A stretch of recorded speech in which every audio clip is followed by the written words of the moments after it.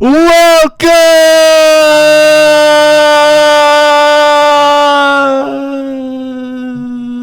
to episode 40 of the Current Backloggers. The date is November 11th. I'm your host, KCP, along with my good friend and co-host, Cody G. Cody, how's it going?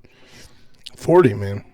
Yeah, is that what you said? I didn't know what you said. Yeah, you just put so much effort into it. 40. I was going to keep it going, but yeah, I thought it'd be funnier to stop the part that was actually kind of crazy and exciting. Because, yeah, when I was typing that, I was like, man, fucking 40? That's nuts.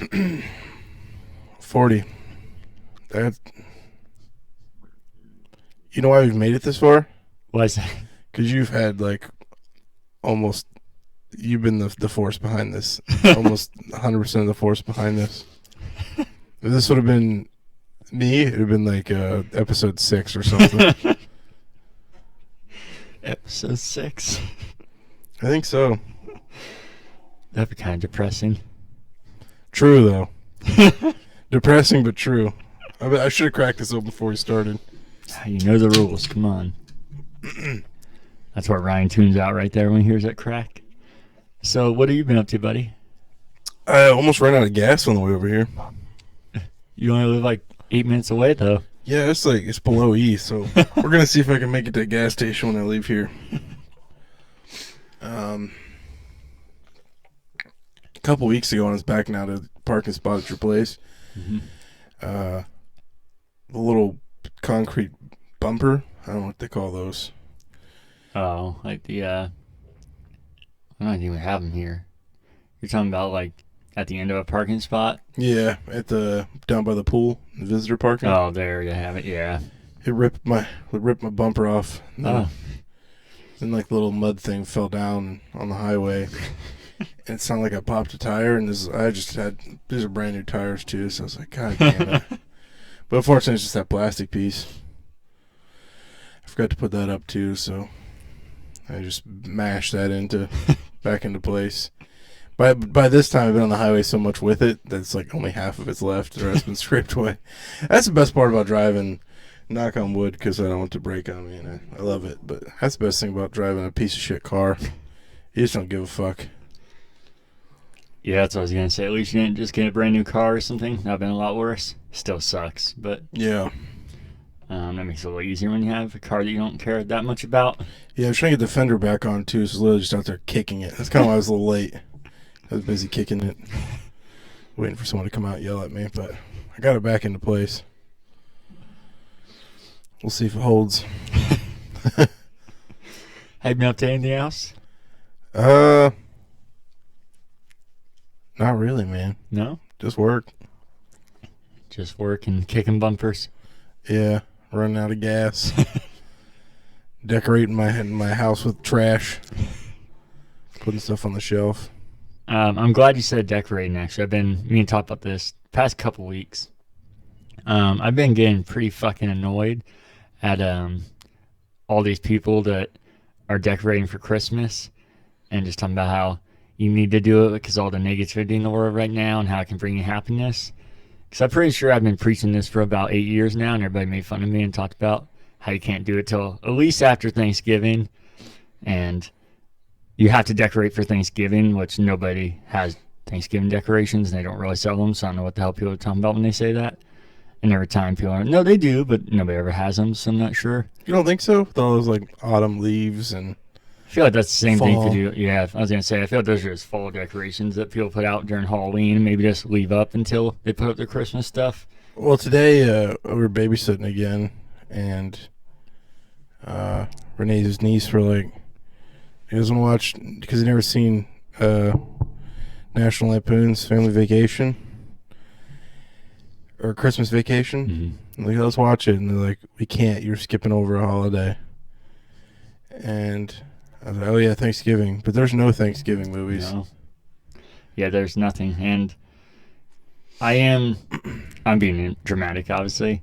It is a little annoying, but also I'd rather people get in the mood earlier and be excited. But I think it's going to be a one-time thing and then back to next year when everybody's just normal again. They'll be like, oh my God, you putting your stuff out already? And have short-term memory again to realize they did it the year before.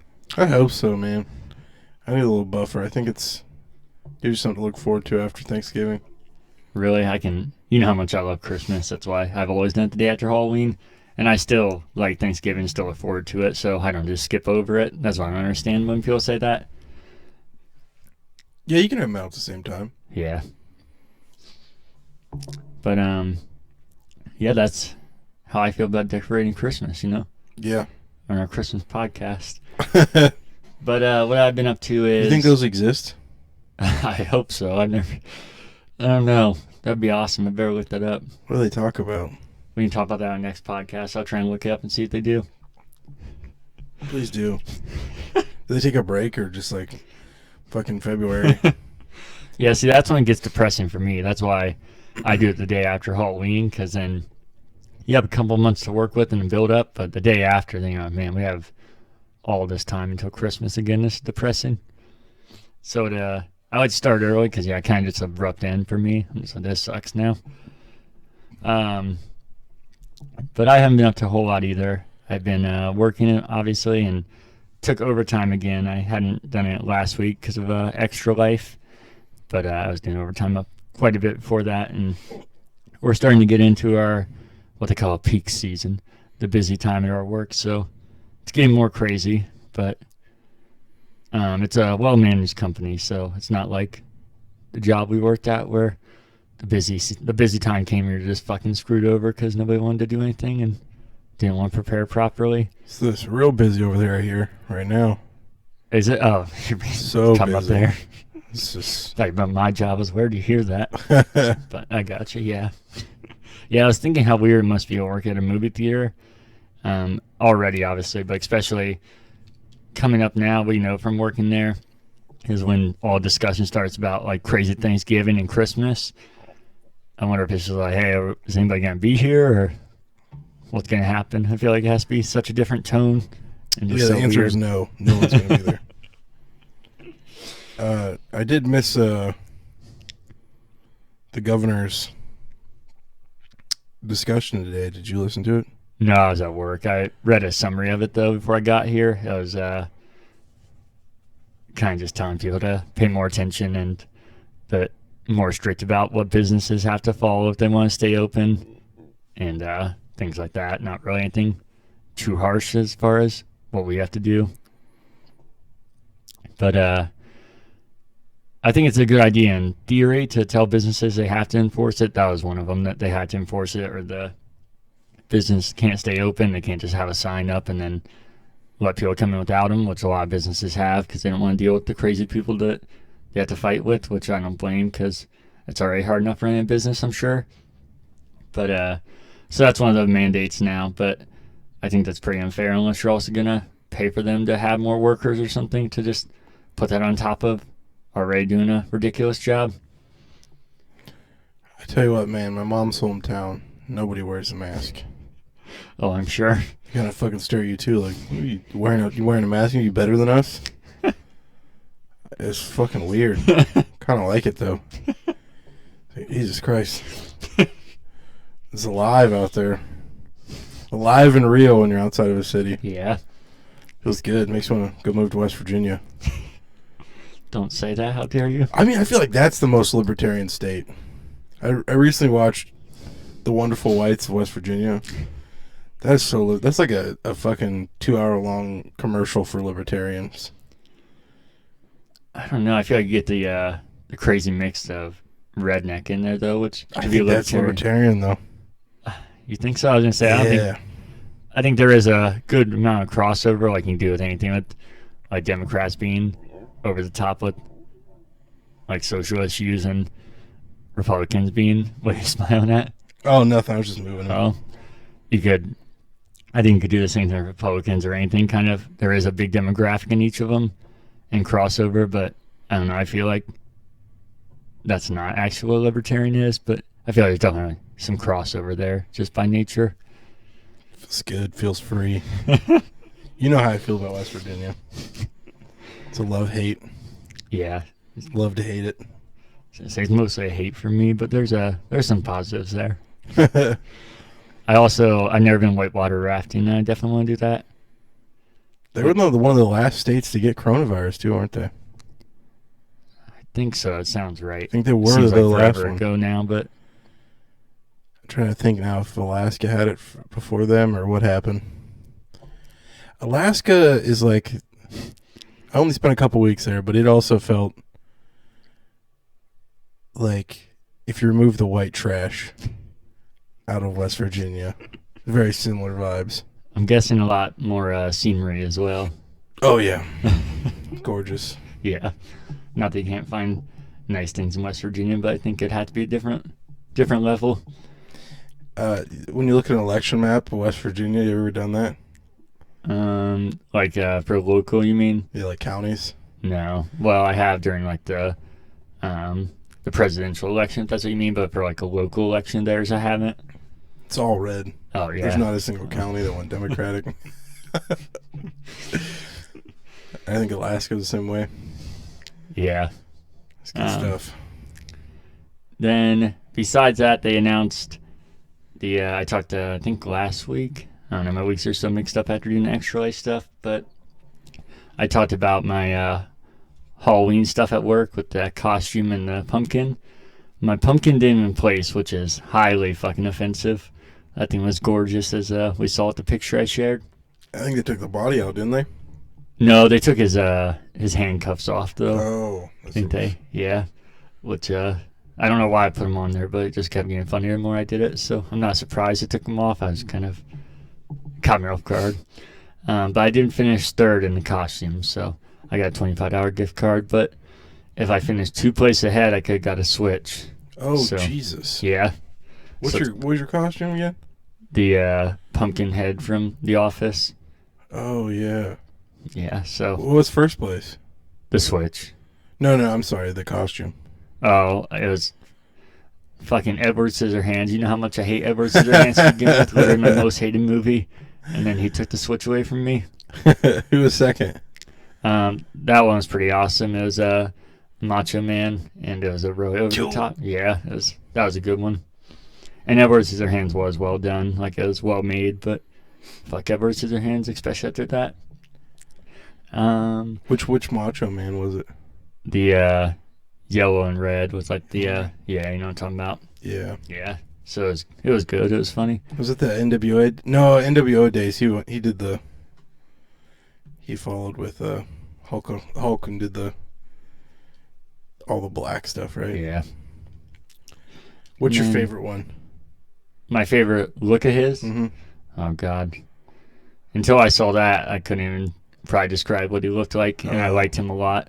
I didn't care. It's just kind of out of my mind now. The only three I could think of is NWO, that one, and then the tassels, the arm tassels.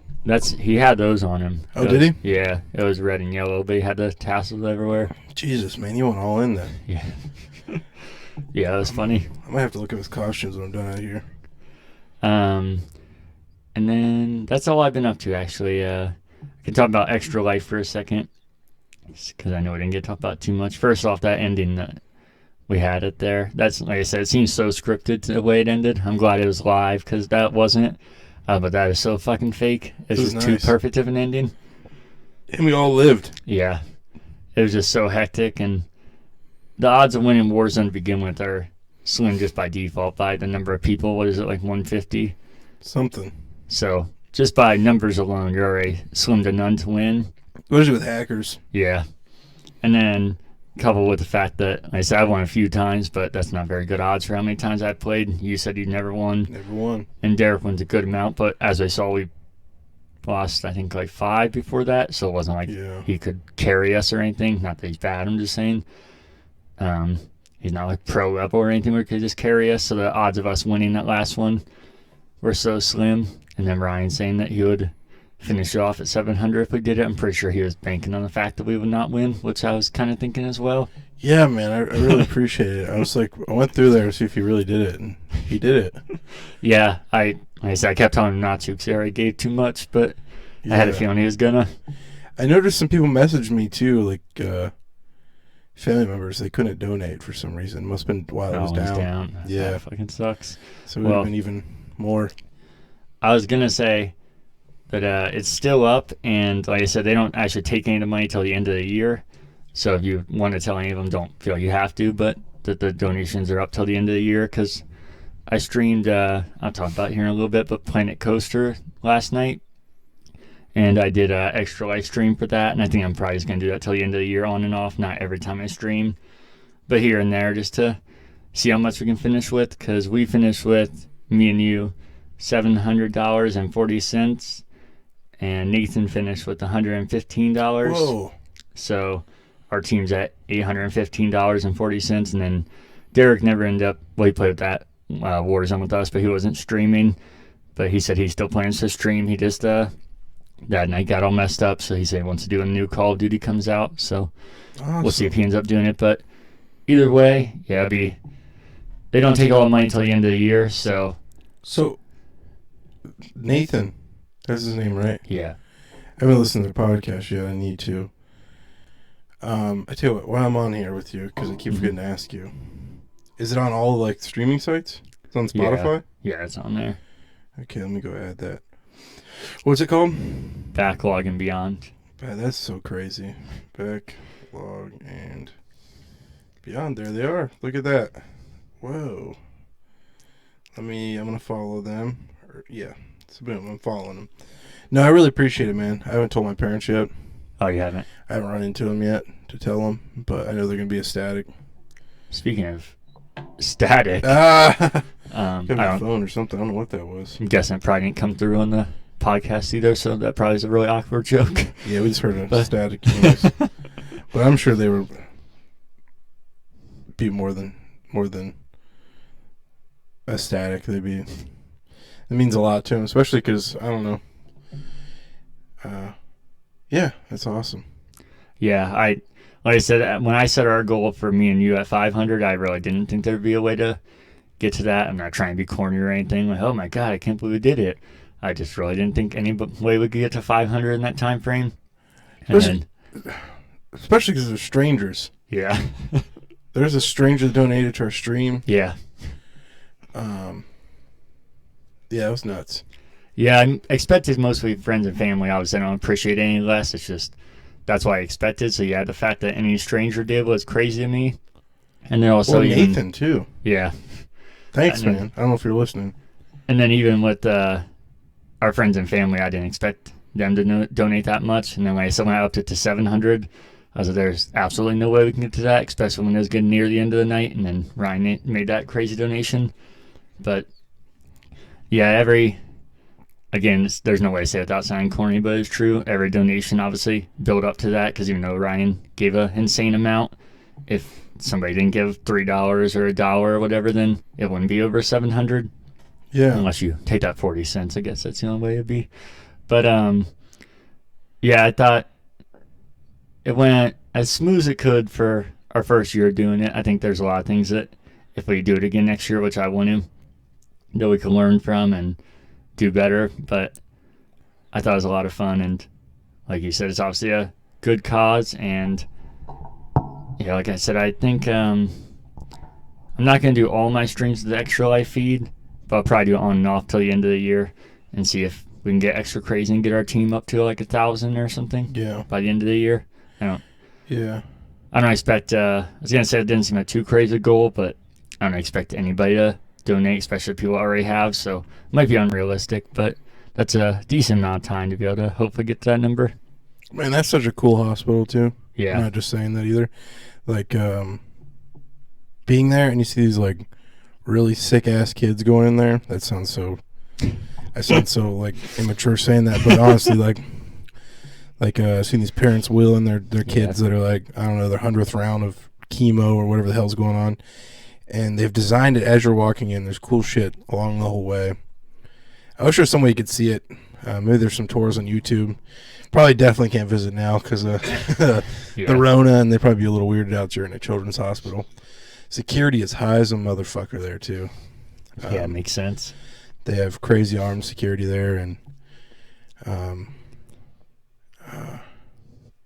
the hell is he saying? But yeah, as you walk in, it was like, I don't know, it's just like cool, interactive, creative things for the kids, and they have definitely put a lot of effort in that hospital, so it's cool the money's going to that. And then Right across the street's Ronald McDonald House. That's a cool place to volunteer. I've done that a couple times. But yeah. Yeah. Appreciated. I didn't realize till I heard Nathan talking about it. I guess his money goes to the LA Children's Hospital because that's where he's from. But obviously, I'm not saying that. From LA? Yeah. Whoa, Hollywood. Yeah, I was going to say, I'm not saying that like a bad thing. I just, I didn't know that up ahead of time, so I wanted to be honest with people. But if Columbus is cool, you know what LA's looks like? Oh, yeah, I'm sure. So, yeah, there's no, I mean, even though it's not our hospital, it's obviously, I'm sure the same situations happen all around the country. 100%. So, and the fact that we already got a decent amount makes it me even more happy that he got some as well. But I just wanted to make sure I threw that out there. And they treat like crazy distance. A lot of kids there are from like West Virginia, some people from Pennsylvania, all over. I'm sure LA pulls from a lot of places too. Oh, I'm sure, especially being on the West Coast like that. Yeah. But yeah, that was way more than I expected, and a really fun nonsense time. So looking forward to doing it again next year. We might have to ban Ryan though. He brought out the Alex Jones in me. We got crazy there for a minute. It was fun. Some would say more than a minute. Yeah, it was especially because he wasn't mic'd up, so I did just look like an absolute crazy person. It was great. But no, so anyways, because of that, it made me not to get in the weeds here, made me investigate the UK versus America. Dude, we kicked their ass on a lot of stuff. Alcohol-related deaths is insane compared to them. How many people a year do you think dies there from alcohol-related deaths? Oh, God, I have no idea.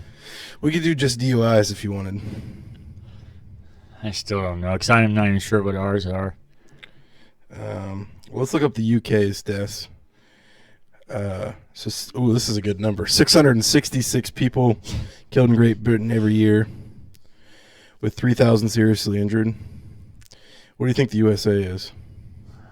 I don't know. I think it has to be higher, right? Yeah, 10,000 deaths. I mean, even if you compare Texas, which Texas is half of the UK's, there's 1,500 people killed in Texas. We have them beat in a lot of things. Suicides, really good positive stuff. Yeah, I thought you were being sincere, like beating them like we were doing well in it. Like no. Started realizing. No, like murders in general, we're just a whole different culture. That's why I get a little, I don't think it's apples to oranges comparing to that. But yeah, go back and listen to the stream. Me and Ryan argued a bunch on there. It's great. Yeah, that's what I was going to say. We uploaded all 3 videos in 3 parts, and I put them in a playlist, so they're all 3 there if you want to sit there for 24 hours and rewatch all the madness. Yeah, or just maybe the first hour and last hour and compare them. Well, that doesn't really count because I wasn't here, but definitely. Well, I was going to say definitely last hour you weren't here, but definitely that just so you can see the Call of Duty moment. I think that was a genuinely cool thing. A lot of the other stuff was fun, but just kind of nonsense. Yeah. But that one, like I said, just seemed to go over too well. Yeah. I don't know the timestamp for the Alex Jones. That was about is that 11? 10? Yeah, probably 8 to 10:30. It's an hour and a half long of arguing? That would be 2.5, but maybe it just felt like that to me because I was in the middle. Yeah, wouldn't that be an hour and a half? What did I say? 8:30 to 10. Yeah, I'm high. I think that's what you said. You said 8:30 to 10. You might have said something else. No, I think I did. Also, our friend Cody, he was the one in the chat. He was like, "Did you like my chat?" No, what are you talking about? That was Cody? And he's like, "For Extra Life." And I was like, "Oh my God." And he's like, "Yeah, I gotta be honest. I actually, I'm super liberal." Well, actually, he didn't say that. I just know he is. So that's context. Is he really? Yeah, he says he's not, but if you listen, he definitely is. Ryan says he's not too. That was my favorite part. But I'm moderate, bud. Well, now we got one less subscriber. But no, he's like, that was giving context because he's like, I actually agree with Cody more, but I just really wanted to troll him. I thought it was Ryan. Didn't you think that too? Oh, yeah. Because he was literally doing this too. As it was happening. So I was like, okay, Ryan just made a burner account. Speaking of burner account, did you see that Republican in Pennsylvania? No. Oh, no, man. He got caught up.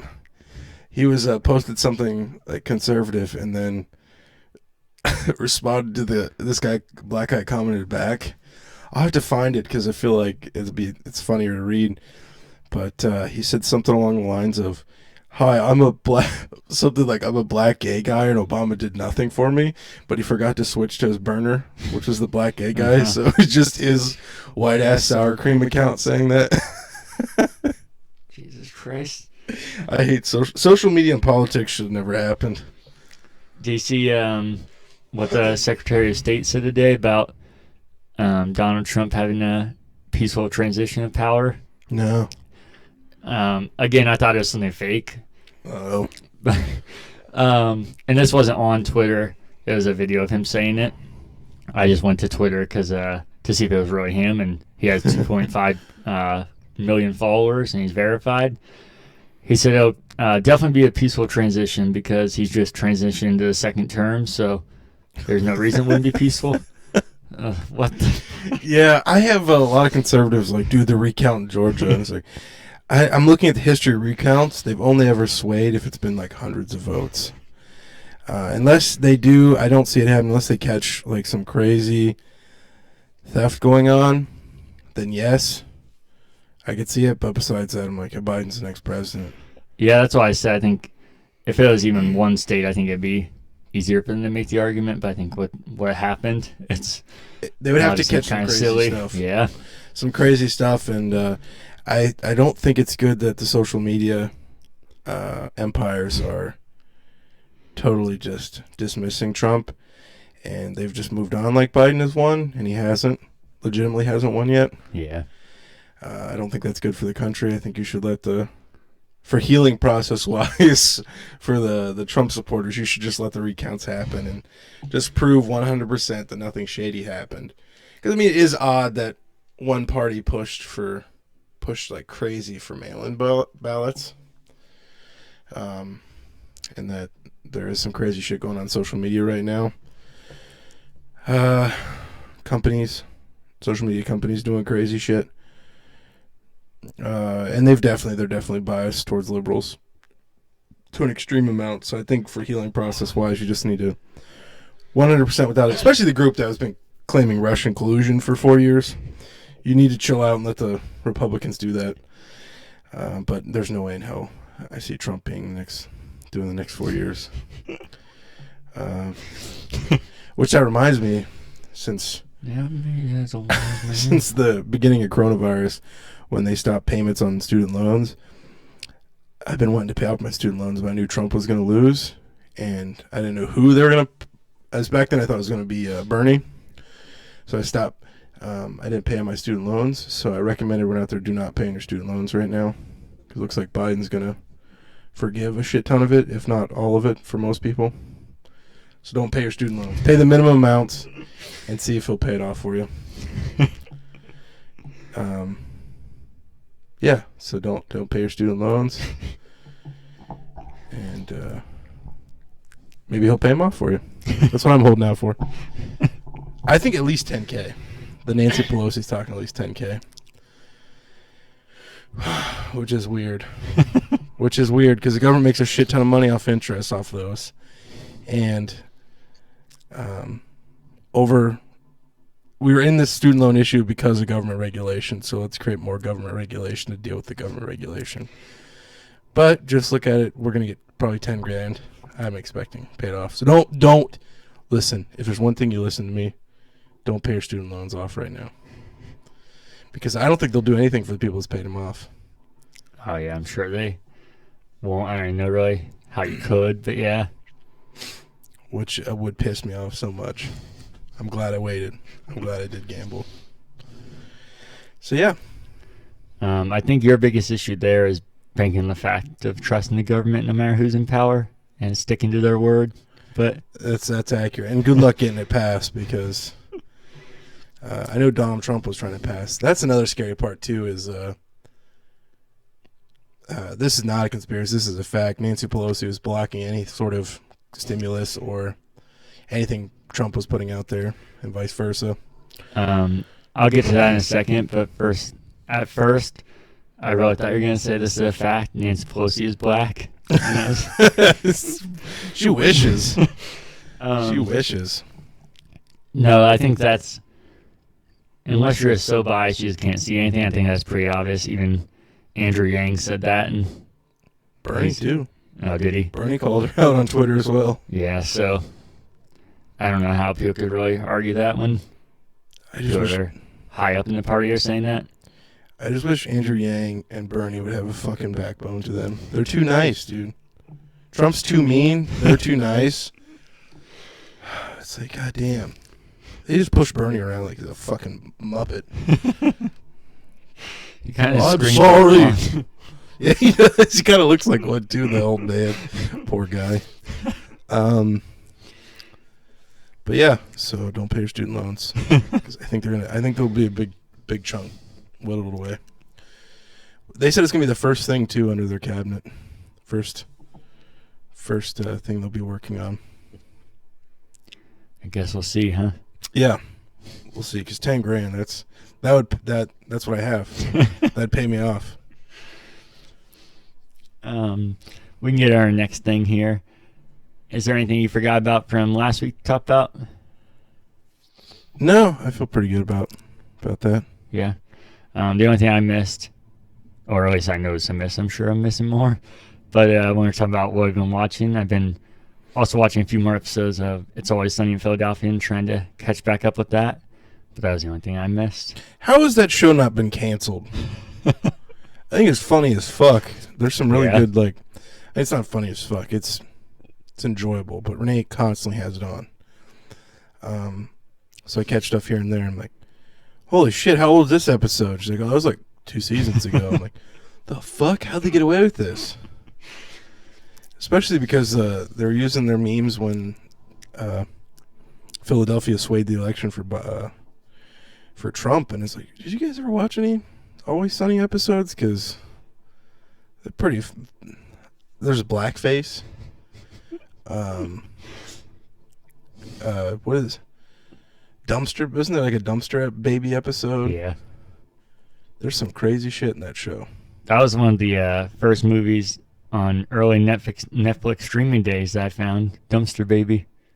That's a movie? Yeah, I got really excited because I was around when my friends would watch B movies and we try to find the worst ones. And we find like Ginger Dead Man, and that was the time when they had most of the asylum films on Netflix, so like Transmorphers and all those classics.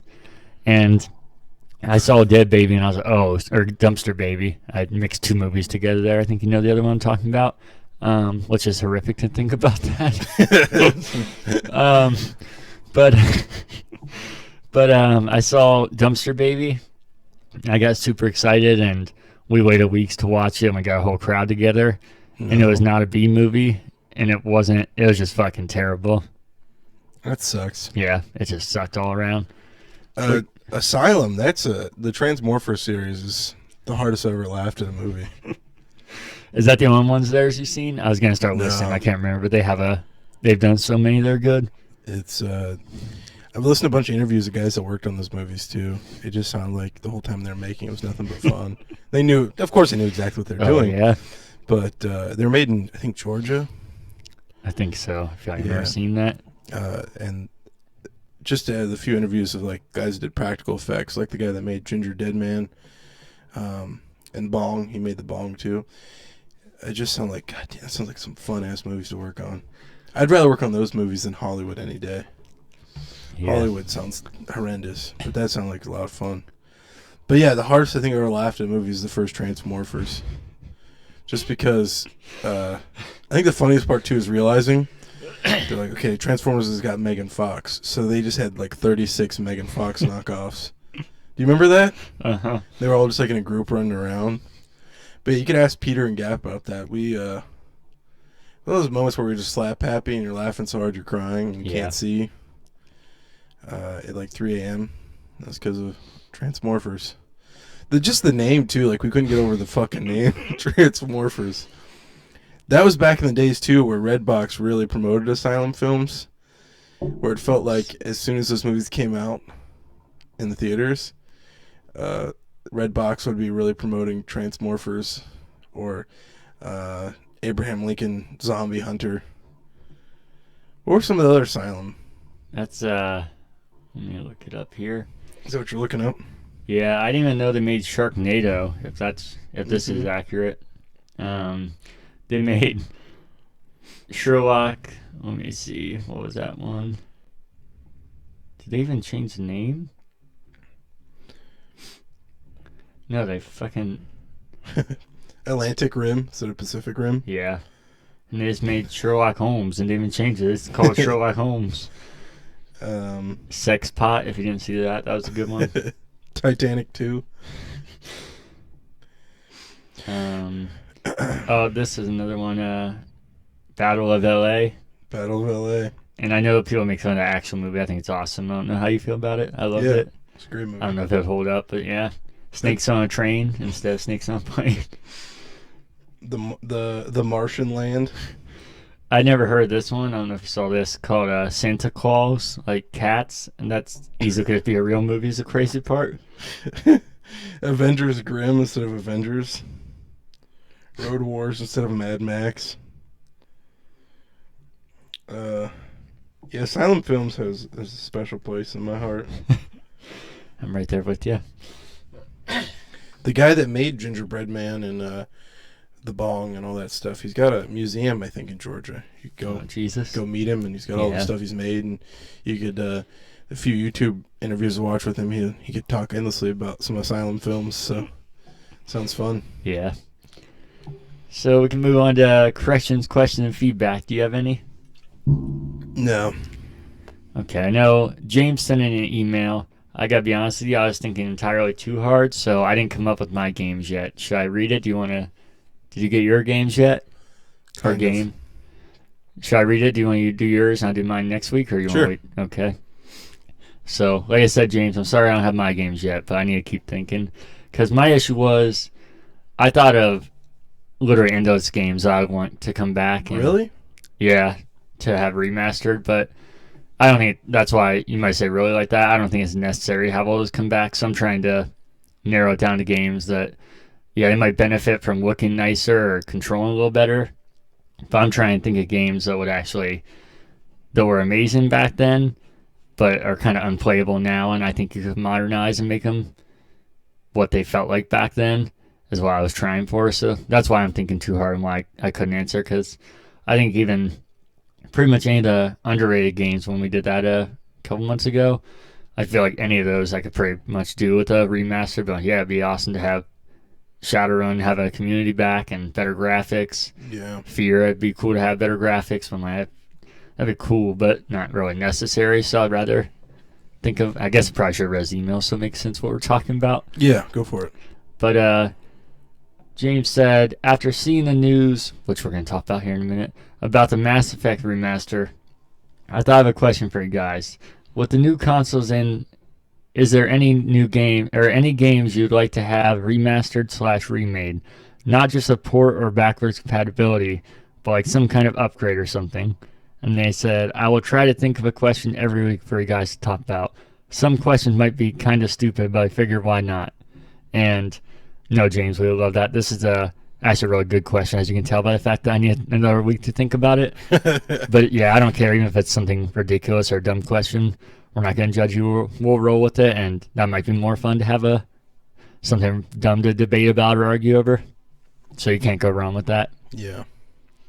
You want me to give my answer? Yeah, go for it. So yeah, James, no, I really appreciate it, man. No questions to him. And that sometimes you guys surprise me. I feel like the people that listen to the show put in more effort than I do in this show. And you're definitely the number one, James. So I thought about it for a while, and a game comes to mind that everyone talks about, and it's probably going to come just because they're constantly putting out little Easter eggs about it. But Resistance 1, Follow Man, I think that needs it really bad. Yeah. That looks like a PS2 game. And I could definitely use some quality of life. And Killzone 1, which is a late PS2 game. I think both of those could do great. I think anything that's stranded on the Vita, that's a first-party game, would do great. But then I wanted to really really think about this. Mm-hmm. And I really thought about it. And this is something I don't think would ever happen. But my mind jumps to, I want to do something that I don't think anyone's really thought about, probably. There is a company working on something, but I don't know if it'd ever be mainstream. Is my favorite arcade games growing up, and I think even before I had my own home console, I played them way too much, which are, I don't even understand how to describe them. They're light gun games, but for the arcade, like your Time Crisis or, damn, what was the zombie one? House of the Dead. House of the Jesus, man. House of the Dead. I can't believe I forgot that. House of the Dead. Oops. Time Crisis. Man, I just bought they released a collection on Xbox with a gun. I forget the name of it now. The sniper one. The big sniper rifle. On Xbox? They released a Xbox collection, but it was arcade. Big black rifle. Hey. Black rifle. Yeah, I think I showed you a picture of it. Sniper arcade game. I just typed in snupper. Silent scope. Oh yeah. Okay. So I think all of those games are some of my favorite video games, especially because my dad would always gravitate towards Mortal Kombat, and he would definitely let me win sometimes, but I was ass at anything. But I felt like even as a little tiny kid, I felt like I could do something with the gun games. And my favorite thing about the gun games wasn't really a big fan of the hunting games, but I felt like a high quality gun on those arcade games were more important than the actual gameplay, like the pneumatics of feeling recoil or the clack clack clack clack. So I would like I don't even know if you'd call it a remaster, but basically a remaster of one of those guns, a high quality gun that feels legit, has pneumatic blowback, and with you can even use like airsoft internals, but then to come with like a whole collection of those games, like a silent scope, because they do it with fighting sticks on consoles or racing simulators on consoles with like arcade quality peripherals, but they've never done it with a gun. And with VR, I think being the future of gaming, that could be pretty prevalent. So I don't know if this counts as the answer, James. I did legitimately answer it, but I think I would like a legit plastic gun that even might even have like realistic reloading capabilities with a collection of arcade shooters that come with it. But that would require like 3 companies getting together. Was that Konami, Sega? Did Konami make Time Crisis? Sounds right. So they definitely you got some companies that got to come together to make those.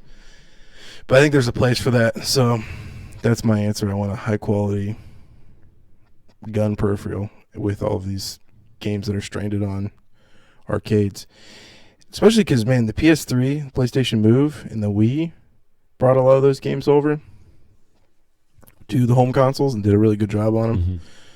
But I always felt like that's what was missing from those. The PlayStation Move gun, I think the best one was the Killzone gun. Do you remember that? Yeah. I think that's the best one. Or the SOCOM. Was it the SOCOM gun? Yeah. Those two were the best ones, but they still felt so shitty. So I'd be fine maybe spend $150 on like a solid, legit gun. Especially if it looks cool, you can hang it up, and because you're not going to be using it all the time. But I feel like arcade, Forza, fucking all those racing games have crazy setups each console generation. And then, of course, every few months you got like seems like a new fighting stick coming out with every new fighting game. But no solid arcade guns. Okay, so a few things to go off what you said. Time Crisis was Bandai Namco, which I think wasn't it backwards at the time? Namco Bandai? Or were they separate then? How was it? Did it change their name? I felt like... Yeah, they definitely swapped. I was going to say, for a long time, I felt like it was really backwards for me to call them Bandai Namco, but it's weird now. It's like second nature, but I felt like for the longest time, I was like, that does not sound right.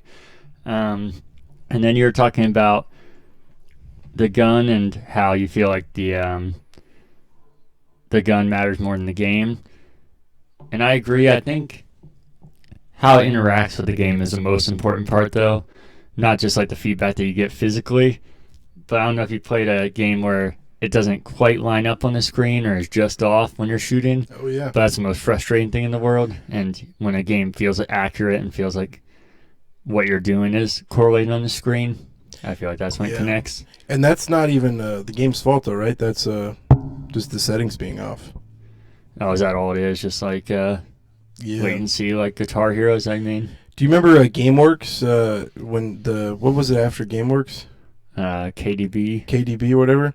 Yeah, Casey told me about GameWorks. I never knew it existed. Oh, so great. Hang on one second. There's movement in my door. No, I'm just kidding.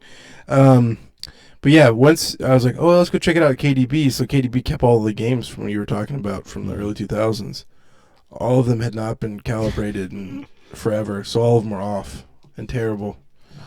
So you're right. Yeah, it was really bad. But I think even with Time Crisis, with the pedal, there's a pedal cover system. I think a nice pedal would be nice. And like you said, Silent Scope added in the fact that you like look through the scope and inside the scope was the screen. Yeah. Man, I would. And do you remember one too? Oh God, I forget what it was called. It was really, really kind of bad gameplay, but because of the mechanics, it was awesome. It was a helmet that was kind of held in the air, and you pulled the helmet down over your head. Yeah. And each way you you looked. Talking about, I can't remember what it's called though. But yeah, I played that quite a few times. And I feel like those games are stranded. There's no way you could get that on home consoles. Yeah. So there's something they could build, and I think VR would be perfect for it, to get those games over. And I don't think it's going to happen. I'm probably one of 100 people that would buy that, James, so I don't think it would actually ever happen. The next thing I was going to say, I actually was going to say before you did, is that I think VR could be the game changer for that. But you already said all that. So the only thing I would add, I don't think this is actually makes sense in practice. I just think it's a cool idea. I think it'd be so cool if it full body VR, if it could recognize what was on your body. So like when you need a shotgun, you have to pull it from your back, and then you pull it in the game. He pulled out off his back, or like have a pistol on your side and have to pull the pistol out. And I don't think it'll work in practice because I said like reaching over your head when you have a VR system, probably smack yourself in the head and then pull the shotgun, hit yourself in the back of the head. But I think it's a cool idea in theory, and I think definitely stuff on your side could work. Like if you played Batman on PSVR, you pull out batarangs off your belt, which obviously you're not doing in real life, but it would work if you were, because what you're doing in real life is matching your body. So when you're reaching down towards your belt, you're actually reaching towards your belt in real life because you can see it on the screen. So it wouldn't just be like random, like, oh God, where am I grabbing? Because you'd actually be able to see your body and your hand movement to be able to tell if you're actually about to grab in the right spot. Yeah, I think be perfect. I don't know if you'd almost have to have a bunch of different peripherals for a bunch of different games to add to the VR. Yeah. It'd be hard to do, but all these I hate to say dumb, I like them, I have a bunch of them, but collector's editions. That'd be kind of cool if the collector's editions for VR added those little things in there. Yeah. So Bandai Namco Entertainment was formed on March 31st, 2006, following a corporate merge between Namco and Bandai. So 2006 is when they became one company. In 2014, Namco Bandai Games and Namco Bandai Studios became Bandai Namco Games and Bandai Namco Studios. So switching names in 2014. Yeah. So those are the dates on that. Talking about full body VR. I saw this actually a couple months ago. I think I've been talking about it on the podcast, but have you ever heard of the 3D rudder for PlayStation VR? 3D rudder? No. I thought it was clickbait or something, but it's not made by Sony, but it's officially licensed by them. So it's like on the box that it's certified by Sony. And what it is this really goofy ass looking thing that goes on underneath your feet. And it's. Are you looking it up? No, I'm trying to find this arcade game. Oh, okay. But I have a coworker that is a little too into VR, and he, no matter what the next item is for VR, he almost always seems to buy it. Mm-hmm. He's a funny guy. He's an odd guy. I fucking love him. He's got some weird ass views. He's probably the biggest Andrew Yang fan I've ever met. Mm-hmm. But he's also from a famous country family, like bluegrass, like gospel music. My grandma was super into it, so it just kind of blew my mind because he was grew up with a lot of them. But just one day he dropped it on me, and I was like, holy shit. But yeah, sorry. Anyway, so he's just a weird fucking guy. I need to make a documentary on him or something. I love him. And we do not, I couldn't find another person I disagree on politics more my entire life, and I just love talking to him. Sorry, but he buys like almost everything that comes out. He's got something right now. It's like you put a chest rig on. Oh, yeah, I've seen this. And wherever you get shot, oh, Jesus. Wherever you get shot, it vibrates. But yeah, he was telling me about a running mat. Yeah, that's kind of what this is. I think that's what he was talking about. Oh, really? It's not a mat, and it's a little awkward. The reviews actually say it works really well, but the issue is only so many games run it, and there's a promise that more games will add in the future. But I feel like this probably, the games that it has is probably all it's going to have. So I don't know if I could buy, I think it's like $80 or something, but I feel like it's something that you could wait and get really cheap if it ends up failing. And still play it on the games that it's for. But yeah, it's a little circular thing that goes underneath your feet. And then this sounds like it. Really? Yeah, I think so. Is it kind of like if you cut an egg, I don't know how to describe it, like an egg in half? Yeah. Yeah, I think this is it. Yeah, so games that you have to do the awkward thing to like teleport, or the awkward movement that you have in VR, instead of doing that, you would tilt your feet forward and then your body would start walking forward. And they said it's a little hard to get used to, but once you do it, it feels more natural than using VR movement, which I don't know. I don't know if I could ever get used to that. I think the idea is cool, but I think it's one of those things that's probably the first version of it, or at least the first well-marketed version of it, and something that probably turned into something a lot cooler. But it sounds like something that doesn't make that much sense right now. Yeah, and he'll be the first person to admit to me too that like this shit's kind of gimmicky right now. Yeah. He's super minimalist, which is another thing I disagree with him on. But like him and his brothers, two of them have passed away unfortunately recently, but one of them did. But they all seem like they lived in one house together, so he's very frugal. Mm-hmm. And he spends almost all of his money on either World of Warcraft or VR shit. And yeah, that's what his consensus is, that a lot of this shit is just not quite there yet. Yeah, I just looked it up. It's $119 on Amazon. It's $97, so a little cheaper. I do think it's cool, but the fact that that's probably, I imagine, whatever games that came out on it, and maybe games that came out soon after that support it, is probably all it's going to support it. I don't believe games in the future will keep adding it, but I don't know. I feel like that's something really hard to convert into that, but the fact that that thing wasn't out when VR came out, and there are games that support it now, maybe it's not as hard as it sounds to convert it over, so maybe some more games will add that in. But I don't know, that's too much money for me for something like that. I do hope it's something I could try at some point really cheap, but I guess could go the other way, where it isn't that popular and they made so few of them that it's never going to get cheaper than that. It might just get more expensive. Yeah. I just looked up that arcade game, by the way. It's called Beachhead 2000 with a little yellow helmet. So if you want to get an idea of what Beachhead, what that's like. Yeah, I don't know, man. VR is super expensive and a huge space consumption. Mm-hmm. And for, honestly, experiences that I don't think are that long. I think one of his favorite VR things is Vader Immortal. I don't really think that's that long of a game.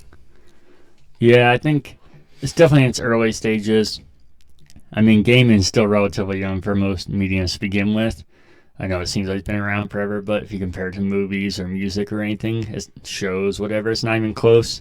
And then if you add VR on top of that, especially modern VR, it's in such early stages that I do think it'd be a while till that all that stuff's normal and kind of streamlined. Like that Half-Life Alyx game that came out. I heard that's like a full-fledged game, not just like mechanics-wise, but length and everything. So it is possible. I think you just need people with a lot of money and dedication to know what they're doing. Which is me. Oh, well, you should do it.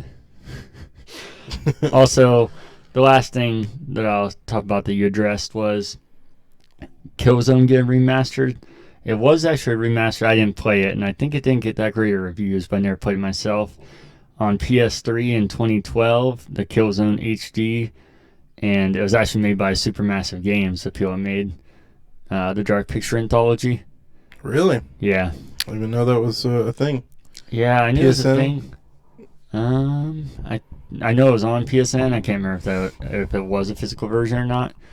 I did want to try it because I loved Killzone 2, and I liked 3, and I haven't played Shadowfall, but it looked cool. But I never actually played the first one because it was on PS2, and I didn't have PS2, my brother did, so that was kind of on and off, and I don't think I really care about Killzone at the time. I think 2 is when the series really came in anyways. I think 1 kind of laid the groundwork, but was kind of janky and not that impressive from what I've heard. Yeah, I played it pretty close to release, and I was even, as a kid, I was like, this is ugly. Yeah. I think so Killzone 2 at the time was fucking beautiful. It's weird. I haven't played it, but I imagine that game looks super dated now, which is so weird because at the time of this thing, it's like one of the prettiest things I've ever seen. Yeah, especially Killzone 2 with those landing pads. Yeah. That was so sick. Yeah, it was cool awesome. Cinematics. All right, well, if you have any corrections, questions, or feedback, you can send to currentbackloggers@gmail.com. James, definitely, if you want to send one of these every week, feel free. Definitely don't think too hard because, yeah, if it's something dumb, it'll give us more to discuss. And any interaction with anybody, if you guys want to send in emails, we appreciate it. Thank you, James. We'll get to news. We'll start with the biggest news of the week. At least for me, I think this actually probably is the biggest news of the week for this week, though, is that the Mass Effect Remastered Trilogy finally was announced. Mass Effect Legendary Edition coming in spring of 2021 for consoles and PC. So let's go over it for a second. It includes the entire Mass Effect trilogy, so 1 through 3, and all the single-player DLC and promotional items. And then they just touched on some few things of what it would be. Better resolution and frame rate, overhauled textures, characters, shaders, and effects. And then it says the Xbox One, PS4, and PC versions will be, well, that's not right because PC wouldn't be, but that's what it says here, will be forward compatibility enhanced for Xbox Series X and S, and then PS5. And S wouldn't have it either, so that's also incorrect. And then the biggest news, remastered and optimized for 4K. But the biggest news for me is that BioWare at the end of it announced that they're in early development working on the next Mass Effect game, which is super exciting because with the feedback Andromeda was getting, there's a lot of questions if Mass Effect would come back or not. I always thought it would, but I could see something where it took a long break and eventually came back. I didn't see it coming this quick. Yeah, and it says early stage, and I think they said that on purpose, and they didn't show anything from it because it probably still will be a while away, but I was thinking maybe like way in the future, like bring it back. So I'm excited for that because I think I still haven't played Andromeda. I still need to, especially with how much I hype up Mass Effect. But the original trilogy is something so special and something they could build off of into so many more crazy things. I know he has a dope name, first off. Casey Hudson came back to BioWare. Like a porn star. Came back to BioWare, and he was the original creator of the Mass Effect trilogy. So I'm sure that's kind of amping up bringing Mass Effect. And he was also not there for Andromeda. Not saying that it was his fault. I haven't played it, and I wouldn't be surprised if I have fun with it. I'm just saying, I'm guessing that fueled him to the negativity I was getting, seeing what his franchise turned into. Is he one of the founders of BioWare? I don't think he was. You ever looked into their story? Somewhat. I know he worked on Knights of the Republic. I don't think he's a founder, though.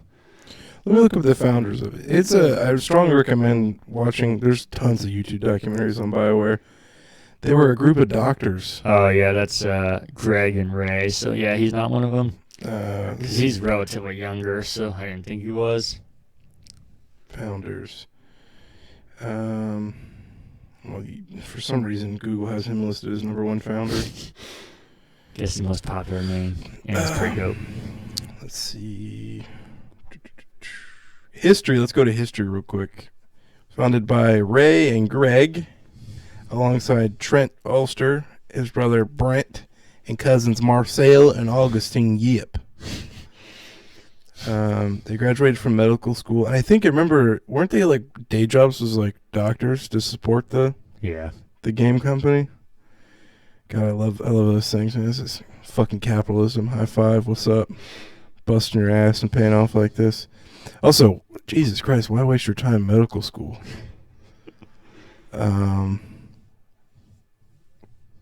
Yeah. Jesus, they just ran right out of the gate, too, with Baldur's Gate. I get it. So, I'm super excited for this. I do think there's some weird things here. One of them, not bad. The fact that it's getting all the DLC, I kind of thought it was a possibility, but I wouldn't have been surprised they left it out. But I'm glad they put it in there, because some of the DLC is kind of generic, not that great, but some of it's kind of key to the entire series. So I'm glad to have that in there. I'm surprised they have all the promotional items. I didn't think that would be something that would happen. Obviously, there's not going to be multiplayer in it, which only the third one had multiplayer. And it was pretty fun at the time, but it would definitely be dated now, and I kind of get why they left it out. The odd part is that it doesn't come out till spring of 2021, which isn't too weird until you look at the fact that, like I said, it's not releasing on either of the next-gen systems. It's just that you can doing the forward compatibility, so enhance it. So pretty much just backwards compatibility. But it's weird that they've waited this long, because everybody's saying that they obviously are waiting for the next gen, but they're not actually physically releasing on the next gen, so I'm not sure why they've waited this long. Obviously, they've been creating it, but I feel like that's something that could have been done faster, so I don't know why they were waiting for the next gen if this is what their plan was. Yeah. That is a little weird, but once again, just encouraging me that I made the right decision by not getting the Xbox right out the gate. Yeah. I honestly think I'm waiting until Halo, man. Even if that's a year from now. Yeah, unless something changes, that's where I'm at. Yeah. And it's like, I just want to believe this into reality. A Halo version of the console would be perfect. I'd be all over that. I think they'd be dumb not to, so I'm kind of hoping for that right now. Yeah. This trilogy is really exciting. I don't know about everything they listed. Kind of sounds like a remaster, not really a remake, which I don't think you need to build it from the ground up, especially the later ones. But I do think if the first one, all it is better resolution and frame rate and smaller things like that. I think it still is going to be hard for people to play now, especially the people that haven't played the series. Because like I said, I know just from looking back on it how clunky it would be and how dated it would feel. And I don't think things like that are going to fix the issues it had of, like I'm sure you know the joke about the load times in the elevator, literally waiting minutes on the elevator, which already was annoying back then, but is going to be kind of foreign now with the worlds that people play in and how there's like absolutely no loading, especially when you look at the next generation. I'd say certain games fall in order, which we'll get into here in a second. Okay. Not that bad. I do remember I played Mass Effect pretty late. 2012 I played the first one. Oh, okay. I liked it. I didn't beat it, but yeah, enjoyable. Then there's things that I don't think they completely need to change or remove like a lot of people think, but I think they could do improvements to like the Mako, which is like their version of essentially a Warthog. It was always kind of awkward to drive and a little annoying. I don't think anything like this that they've listed is going to fix that. And they had this giant universe, galaxy, whatever you want to say, to explore. And people also made fun of it for that because the majority of planets are empty planets where you just kind of scavenge around and find stuff, which I think is fair to a point because it did get old after doing it over and over and just finding these random planets. But it was kind of cool and mysterious and different at the time just to land on these giant empty planets, and did kind of make sense for what this would be because I don't think every planet would just be filled with stuff, so it does seem kind of more true to life. But I do think there could have been a compromise there to realize that it might have been a bit overkill to have that. But like I said, I don't think any of that kind of stuff is going to change in this, but I guess we'll see once it comes out in 2021. I feel you on the load times, things like that, but if initially, I think, for me personally, if the planets were empty in the first one, I wouldn't want them to fill it with NPCs and change that. Yeah, I don't. That's why I said I think kind of a middle ground. A lot of people are saying that, like that all that needs to be removed and completely different. I think you could find ways to streamline it a little bit or make it a little more enjoyable while still keeping the core of the game there. Because, yeah, I do think it is kind of cool landing on this fucking empty planet and exploring it and then finding like one base out in the middle of nowhere is kind of the excitement of it. And like I said, does seem more true to life of space exploration. Yeah. And when you say promotional DLC, you mean like if you pre-ordered this at Walmart, you get the candy cane gun. Yeah, all of that. So I'm glad very minor, but yeah, not something that I actually would have expected. I'm glad they added that though, because if they're going that far, man, this kind of makes me excited for like the preservation aspect of it, which is my favorite thing. Yeah, it should be good for that. I wouldn't be surprised if they do a collector's edition with how much they seem to care about Mass Effect. And I don't know if you remember, I was excited for Mass Effect before it even came out because they had a cool, I can't remember what it was on, some kind of disc, maybe it was for pre-ordering it. And it's like a behind-the-scenes thing and them hyping it up. And that's where I figured out about Casey Hudson. And I was like, oh, this is fucking awesome. He has my name. And I already was excited for this game. And he actually seemed like I don't know, I think you might think he seems really douchey now that I say this, but I thought he seemed like a genuine guy, but also not like the typical person that you hear talk about games as much as I love games. He didn't just seem so like somebody that if you met him that wouldn't know how to have a conversation outside of games. And back when it was an Xbox exclusive. Yeah. They let that one get through. Yeah. Yeah, I think BioWare needs a W bad. They need a win. Something to stick. Yeah. We'll see what they do with Anthem. I know it's weird even thinking that being BioWare at this point. It seems so disconnected. I think it's dead, man. I think they need to move on.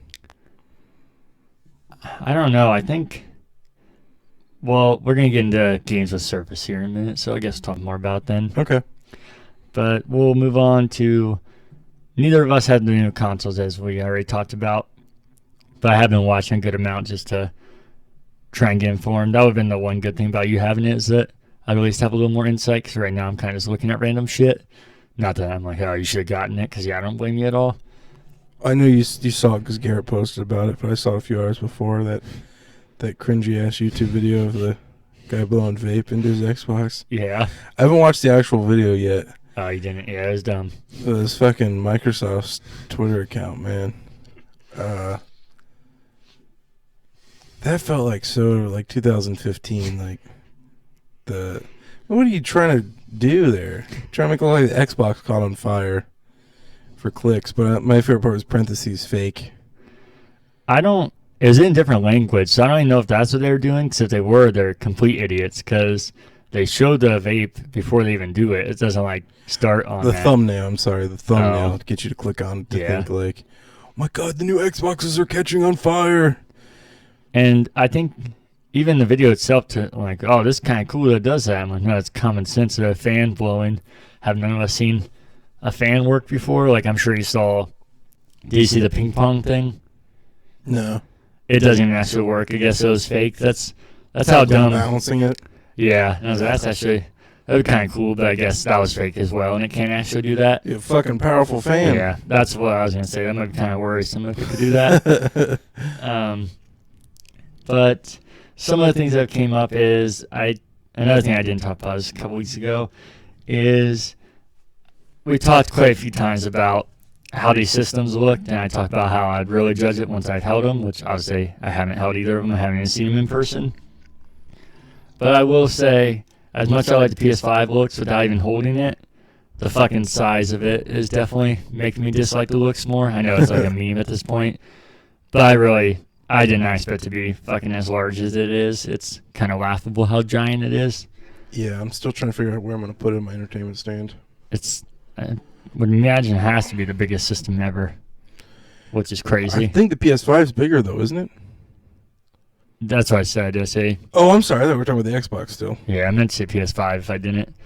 No, yeah, the Xbox Series X, I still feel the same way I did about that. When I said I still am going to completely judge them once I actually have them.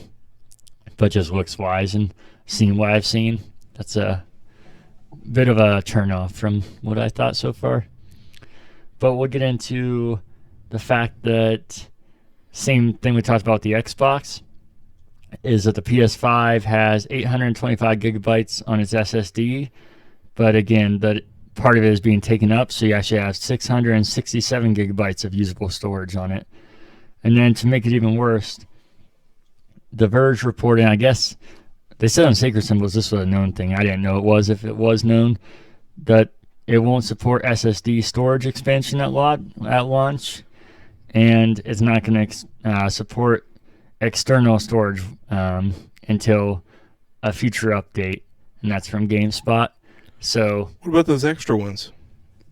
What extra ones? You talking about PS5? Yeah. Oh, I'm sorry. I thought about talking about Xbox again. No. Yeah. That's what I was gonna say. Is that as bad as that is on Xbox, that's your choice to do that is to buy whatever we talked about, $250 to get more memory. Or you can, I don't think we talked about it, but you can plug an external hard drive like we do into the Xbox One right now, but it doesn't work the same way since you need SSD, so you're literally moving shit physically back and forth when you want it on your hard drive. What if it's an SSD one? You can't use external SSD, can you? Yeah. I got 80 gig right now, SSD. I think you have to, it's like the expansion thing, so for the consoles, I think you have to plug it in. I think external is still just gonna. Oh, you start to move it back and forth. I think so. So yeah, because people wouldn't pay the $250 or whatever for the other one.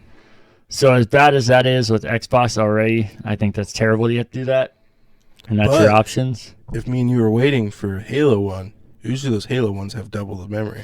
Yeah, which is still not enough, but yeah, hopefully something by then. Because as bad as Xbox is, the fact that this doesn't have either of those options on top of Xbox already being bad, that's fucking terrible. That means you have 667 gigabytes to work with, and then there's no options to move things or to spend a horrendous amount of money to add more. So literally your only choice is to delete games if you want to play them.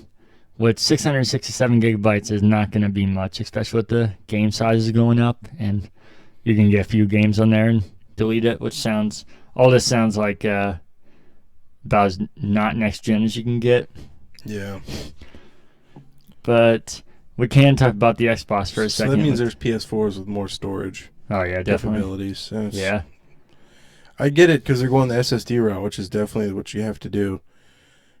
Which is funny to think about. I remember SSDs being big, the next big greatest thing on PC when I was still in high school, like fucking 10 years ago. And consoles are just now taking advantage of them. Yeah. It's expensive, man. When those things came out, it was like $1,000 or some shit for half a terabyte or something. Yeah. So I get it. And then Xbox, I don't know if you saw this. It's kind of weird. There's on the game sizes for downloading games, it's going to be different sizes on the S and the X depending on what game you download, which makes sense because these games are not running as they will on the X if you're on the S, because it's definitely downgrade. The specs of it aren't nearly as high, but also I think that makes it even more obvious that eventually these things are not going to be all run together and that something's going to be held back. You can't have, well, here, I'll talk about the sizes first and we'll get into that. So For example, Sea of Thieves on Series X is 47 gigabytes, and on S it's 17 gigabytes. And Dirt 5 is 73 gigabytes on X and 56 on S.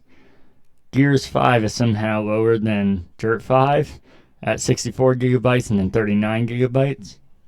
But that is a drastic difference, which in one way is good because, like we talked about, it's crazy that the S is the one with less memory because you think that would be the one that you need all the memory since there's no disk drive. But that is nice that that's happening at least because that's almost cutting all those in half. So that is going to save a lot of memory and be able to let you down a little more. But I think that's nice. So that's also almost cutting in half. So you're definitely cutting out not a lot of the game. It's not like you're missing half the game, but definitely a lot of the performance of the game to lose that much memory, which makes it, I think, obvious that they're not going to be able to keep pulling this off for long, that games you can play on the original Xbox One will run on the Series X. Like, there's no way that Halo Infinite is not being held back if it can play on the original Xbox One and then the Series X when it comes out next year. There's just no way. And it would suck, but that would actually be the one thing I'd be okay with them changing and definitely pissing people off, so I don't think they're going to do it. But if they did just cancel the previous generation or the current, whatever you want to call it, generation of Halo Infinite and only put it on the next gen. I think this was the console. I think that's what Sony and Xbox want to do too. Almost like a cell phone. Yeah. Like they do with cell phones. Yeah, and like we talked about, even on our old podcast that they talked about, and that was always my worry because they can talk about how you can play them across all these generations and different hardware launches, but there's just no way that it's not going to be held back at a certain point. And that's what I'm talking about with these drastic differences in the same generation, the X and the S. I don't see how it's possible that the Xbox One isn't holding back the Series X if you're releasing on both of them. So really, that means you could also probably download faster on the S. Yeah. That's crazy. But that's also good for it because it does have that smaller memory. Oh, yeah, that's definitely a plus side of it. For sure. Anything else you want to talk about on that? I think even now, like I've thought about it before in the past, but just waiting this console generation is a lot of fun because I think a lot of the kinks are going to be fixed. Yeah. We should hopefully get. I probably won't buy one until there's like a special edition out. Probably have more memory. Will come with the game, probably its own controller. I'm excited to wait for that, and I thought it'd be the exact opposite. Like I'd be like pissed that all these people are opening up. I just don't give a shit. There's nothing like I have a pile of Xbox One games I got to get through, a pile of PS4 games. And I couldn't give a shit about some Assassin's Creed or what. See, I can't even name what's out right now. Cold War. I'm still having fun with Modern Warfare. There's no reason for me to buy next gen yet. Yeah, I'm kind of in the middle of that. I definitely don't not care at all, and I also have way too much. So yeah, I don't need it. But I am excited watching it. Not mad I don't have it, but oh man, I should have done it. Oh, sorry, I meant to put this in corrections.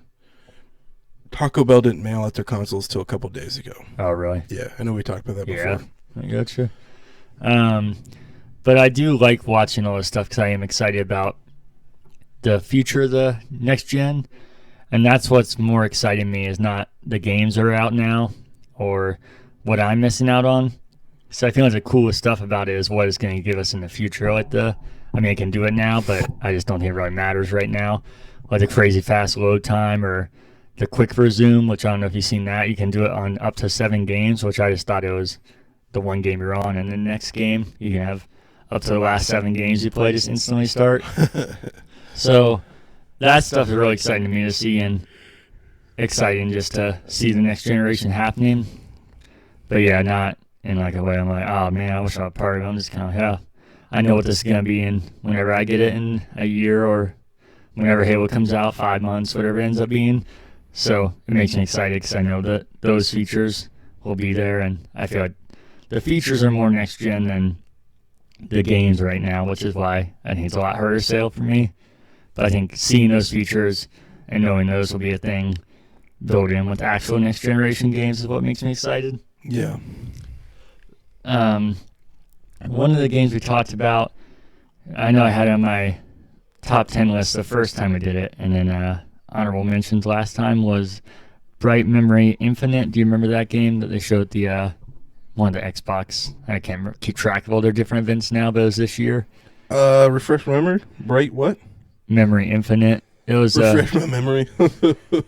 It was a first-person shooter that the graphics looked entirely too good, and it said made by one person.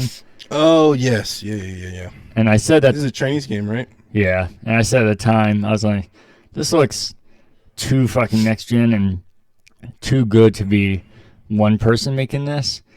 And I was like, this is gonna be one of those E3 things where it looks this amazing. Oh no, it's getting shit on, my guy. Oh, that might be. Sorry. Oh no, you're good. That might be what this is about then. Because I wondered if it was one of those E3 things where it's just a slice of it, and that's why they can make it look that good, because it wasn't actually the full game. And I don't know, I haven't looked at the reviews, but it's got a 1.5 right now on Screen Rant. Because the reason it did seem like a slice of it is it's pretty much a slice of a game. It's $7.99 and it's an hour long. Which is a bummer, because like I said, that when I saw that, I was like, how can this game be real looking like this for an entire 8-hour campaign or whatever if it's made by one person? And the fact that one person made an hour mission makes more sense now. If it does look that good and it is fun, I think $8 for an hour is still worth it. I mean, when people are still seeing movies, they spend $15 to see a 2-hour movie and not have an issue with it. As well, I was going to say people will see movies, but that seems like kind of outdated now. So I think paying an hour for $8, if it can live up to that, which it doesn't seem like the reviews say it does, but just those visuals alone and the fact of one person making it for $7.99, I would be willing to check it out and see what it was. So basically this is a demo. Yeah. For Bright Memory Infinite. Well, I think this is a game. I don't think it. You got Bright Memory is what's out right now. It's an hour long. And they're saying it's got a 55 on Metacritic right now. This shouldn't be an indictment of the upcoming Bright Memory Infinite, which looks like it's going to be an impressive game, but Bright Memory is not worth the asking price. Huh. Okay, so it is a full game, and this one person made an entire game. So this is kind of like a demo, a sample of it. That's cool. I was going to say, even though I don't think $7.99 for an hour is a ripoff, I think even better would have been if it was on Game Pass. That would have been so cool to just be able to download a smaller game and be able to play something in an hour and finish it. And even more so now that's kind of like early access, or whatever you want to call it, demo, whatever it is. That would have been a perfect Game Pass thing to have to get people excited for it. But if that's how it's been reviewing, maybe it could have backfired. Yeah. The next thing I was going to talk about was, we mentioned it a couple of times, but it officially happened a few days ago, is that EA Play is part of Game Pass now. So more than 85 games were added all at once, and all the trial versions and everything else that came along with EA Play, which the trial versions are 10 hours that you can play of games that are newer that aren't on EA Play. Trials is Ubisoft, though. Oh, my God. And also this includes Dead Space 1 through 3 and what do you call the shooter game of Dead Space that we talked about? Ascension? Is that what it's called? I don't remember. Ignition? Is that? Did that come out for Xbox? I don't know, actually. Oh, maybe this is that. There's a terrible looking. Extraction is the Wii PS3 one. Yeah, no, this is something else I remember now. I was thinking of Extraction. Let me look this up. I can't remember what this. I remember seeing it at the time. I was like, what the hell? This looks terrible. Let's look and see. Oh man, just every day that That service is insane. Yeah, it just got entirely better in Yeah, 1 second. ignition. Yeah, And the that's puzzle. it. And yeah, that's what I was like. This is not Dead Space, so not as good because it's not Extraction, but still you get the first three, which I think is the biggest deal there. And I call those ones out in particular because we brought them up on here a lot. So anybody has Game Pass has all the Dead Space now, and nothing remastered, nothing new, unfortunately, but all of them, if you ever wanted to play, are all there. And then all the other EA games, if you have Game Pass, you can check out what's on there. I was thinking now you'll have Madden and NHL if you ever want to join their franchise, or if you just want to play some NHL, you got all of them on there now. That's weird to think about. Yeah. That's something I always wanted to mess around with, too. Yeah, now you don't even got to pay for it. I pay for it every month, bud. Well, you're not smart then. You should pay for the year. What's the total amount of games on Oh, Game shit. Pass? I don't know. Could you imagine breaking that down? That $15, Yeah. dividing it up. Plus adding on the fact that Xbox Live's with it. Yeah. This next one is from Eurogamer, and it's Godfall. The PS5 exclusive will be exclusive for 6 months. So it'll be exclusive until May 21st of 2021, and then it doesn't say what it will come to, but I'd imagine it'll come to Series X, and I don't know if it might not come to this generation, maybe just that one. It's weird to top out. I don't know if it's next gen or this gen now. Speaking of news, I went and tracked down all of Xbox's new merchandise. Mm-hmm. You know, they released a bunch of new stuff. They released a new guy for this. It's kind of cool. Yeah. It's kind of chintzy, kind of expensive. Mm-hmm. I think the buy over it's over $100. Oh Jesus. But it's got like a massive achievement unlocked statue. Oh yeah. It's fucking cool. This guy is pretty cool too. I do like the newer version better. He's got a rocket launcher, but then he's also got it looks like I'm trying to remember. I think it looks like the Xbox power button. Put batteries in it, actually lights up. What else did they have? It was like a box set. I don't know. Target's got them all. There was a point where all of them were in my cart, and I put them back. The Achievement Unlocked statue is probably my favorite, but it's also the cheapest looking. It's like plastic. Feels like I could snap it in half. Like you. So the next two things we have here are more movie game stuff, or game show, whatever you want to call it. Movie game show? Yeah. So it says, for the second time, this is from GameSpot, Netflix has been forced to stop production of The Witcher's second season, and it's because of COVID nonsense.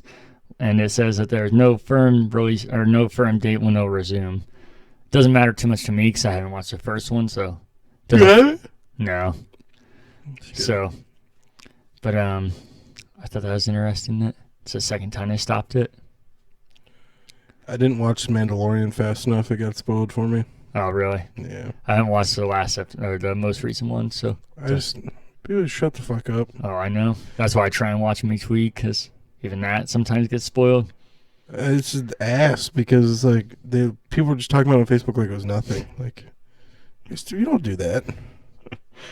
And then the next one is that Showtime's, this is from IGN, Showtime's Halo TV series has officially recast Cortana, bring in Jen Taylor, who has played Cortana in every mainline Halo game, which, like I said all along, I don't know why the hell she wasn't the actress to begin with. Even if you don't want to use her as a body, I don't know how the hell she's not the voice of Cortana already. And the fact that they don't have Steve Downes doing Master Chief is weirder to me. Again, I get not having him be the actual actor. That'd be funny.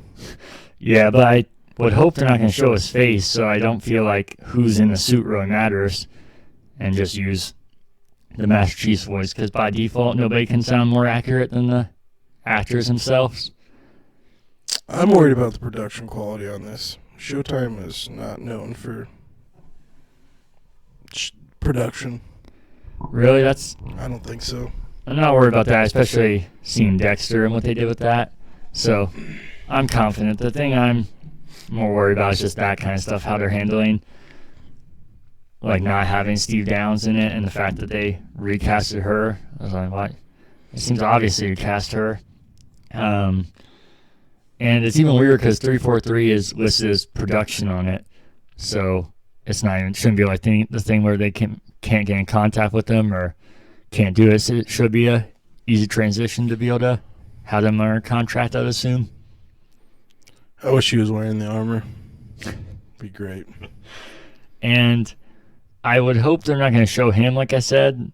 If you look at the IMDb, I guess it could be a little of a spoiler, but I don't think you'll care, is that they have young and teen John listed.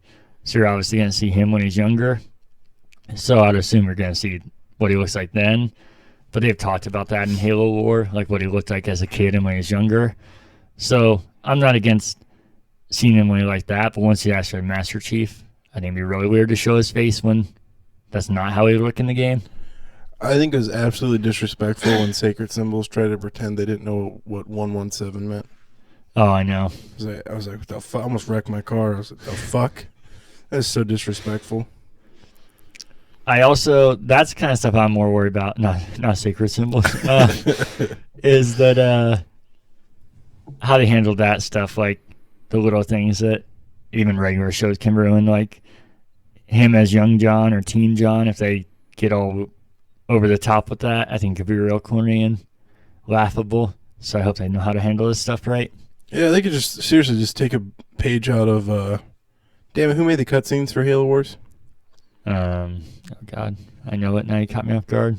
I can't remember. But if they just, like, the kids are almost like robotic. Like, I don't need like the dramatic side stories. Like, Spartans are just pretty much robots. Yeah. We don't need love interests. We just need him. His one mission is to kill the fuck out of the Covenant. That's it. You don't need any of the other love shit in there. Why can I not find it? I know this too. That's why it's bothering Something me. interactive? Do you want me to Google it? Yeah, you can. Let's see. Da-da-da-da. Blur Studios? Yeah. As soon as you say I would know it, that's what was bugging me. What do you think? What song should they use for the intro? Yeah, I was going to say, I feel like you have to use that. Spartan 117.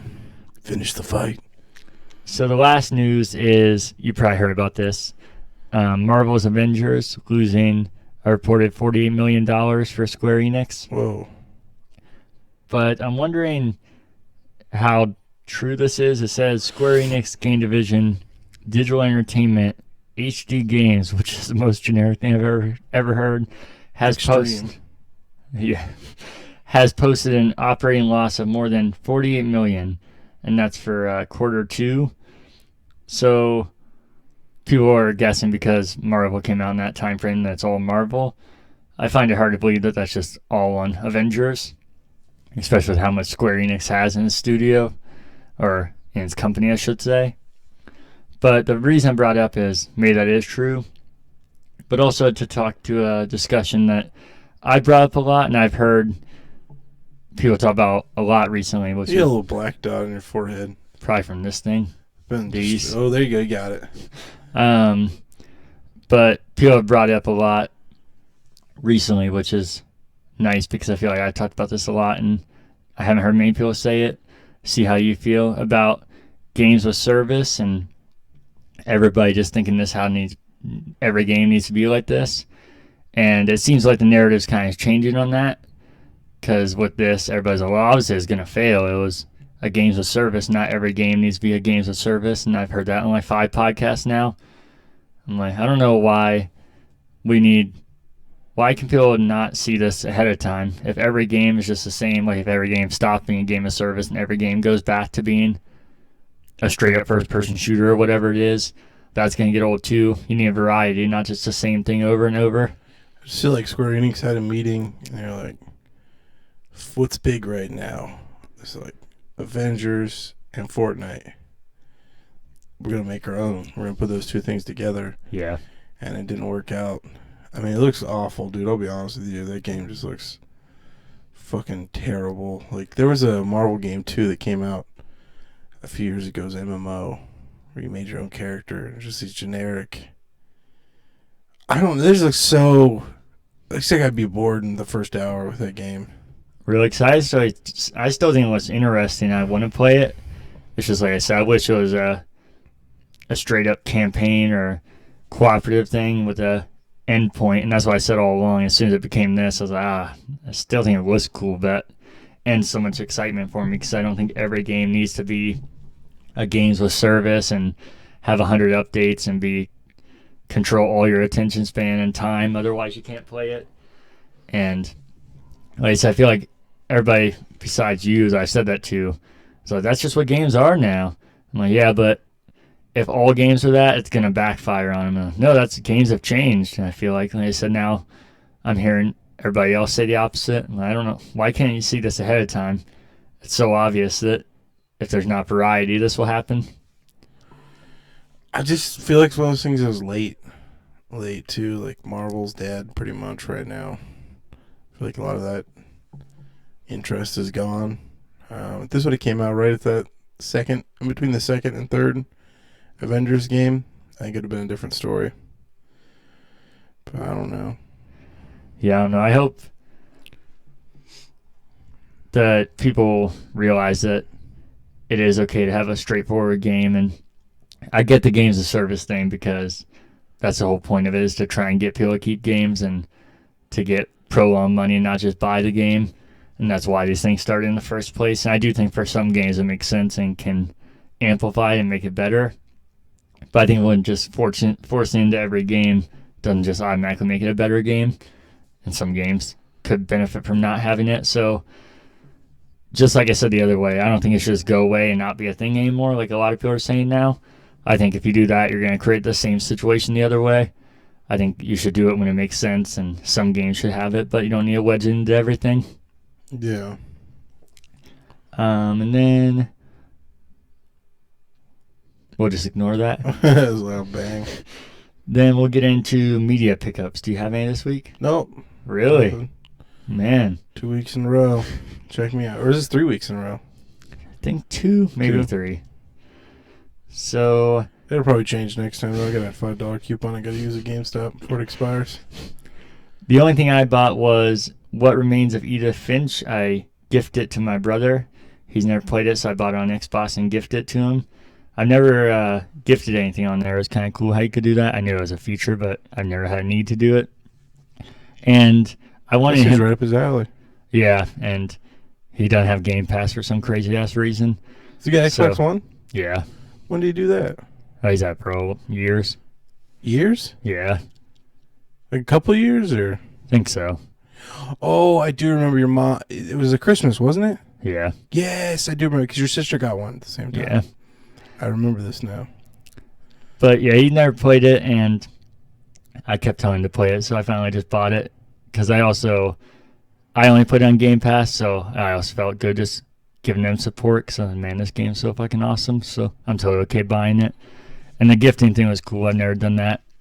It is a little weird. I don't know if I just missed it since I've never done it, but I tried to back out and I still didn't see it. There's no way to send a note or a message with it. So I'm like, here you go, I got this, check it out, let me know what you think. And you just have to send the game and just no text with it. So I sent a text separate, but I thought that was kind of weird. I feel like that should be something that's built into it. Yeah, I feel like Steam's been doing that for like 12 years now. Yeah. 13 years. And then I was going to buy, you might have heard me talk about, I streamed it the other day, and I can talk about what I've been playing, but Planet Coaster, I was going to buy the console edition.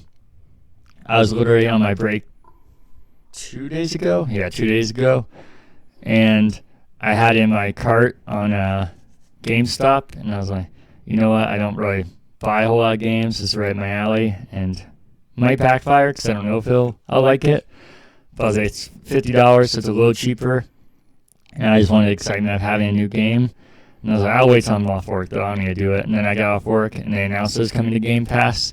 So, oh, man, really dodged a bullet there. Yeah, you did.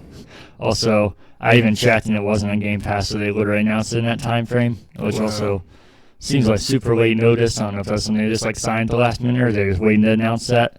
Which, if that's the case, is kind of fucked up because that means people could have bought it and been like, oh man, it's on Game Pass now, just like I almost did. Yeah.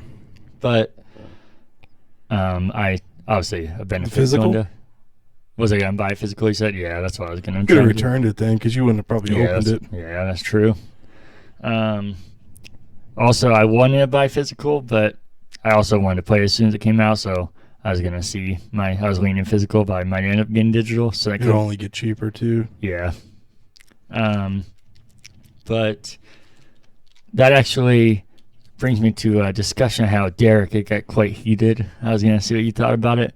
We were talking about Game Pass, and I came to a realization, and he completely disagreed. So I was gonna see what you thought. As much as I love Game Pass, and I think it's awesome and super convenient, and you hear us, it's more like salesmen for it. I think it's awesome. Corona. I was telling him I feel like it's kind of ruining buying games for people, kind of like Movie Pass did, or like when we were at the movie theater, where now people are like, I'm not fucking buying a game. I get everything for free. I'm not going to do that. Yeah. And because we were talking about buying Little Hope that night, and I was like, it's only $30. And $30? And it's 4 hours? I'm not buying that.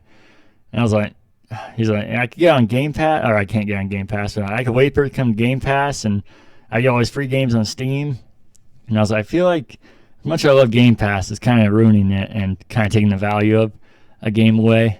And I said he completely disagreed, and I was like, I don't know. I feel like people are just thinking that unless a game is free or on a service now, that it's not necessary to buy it.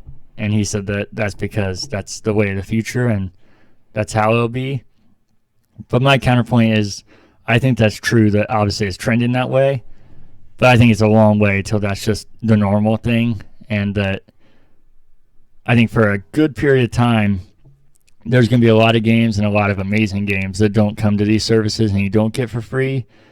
And I feel like it's going to scare people away from buying them. And as much as I love Game Pass, I think it could actually be a negative for in that sense. I'm trying to think of the term for this, but I don't think I'm using the term correctly, so that's what I'm Googling.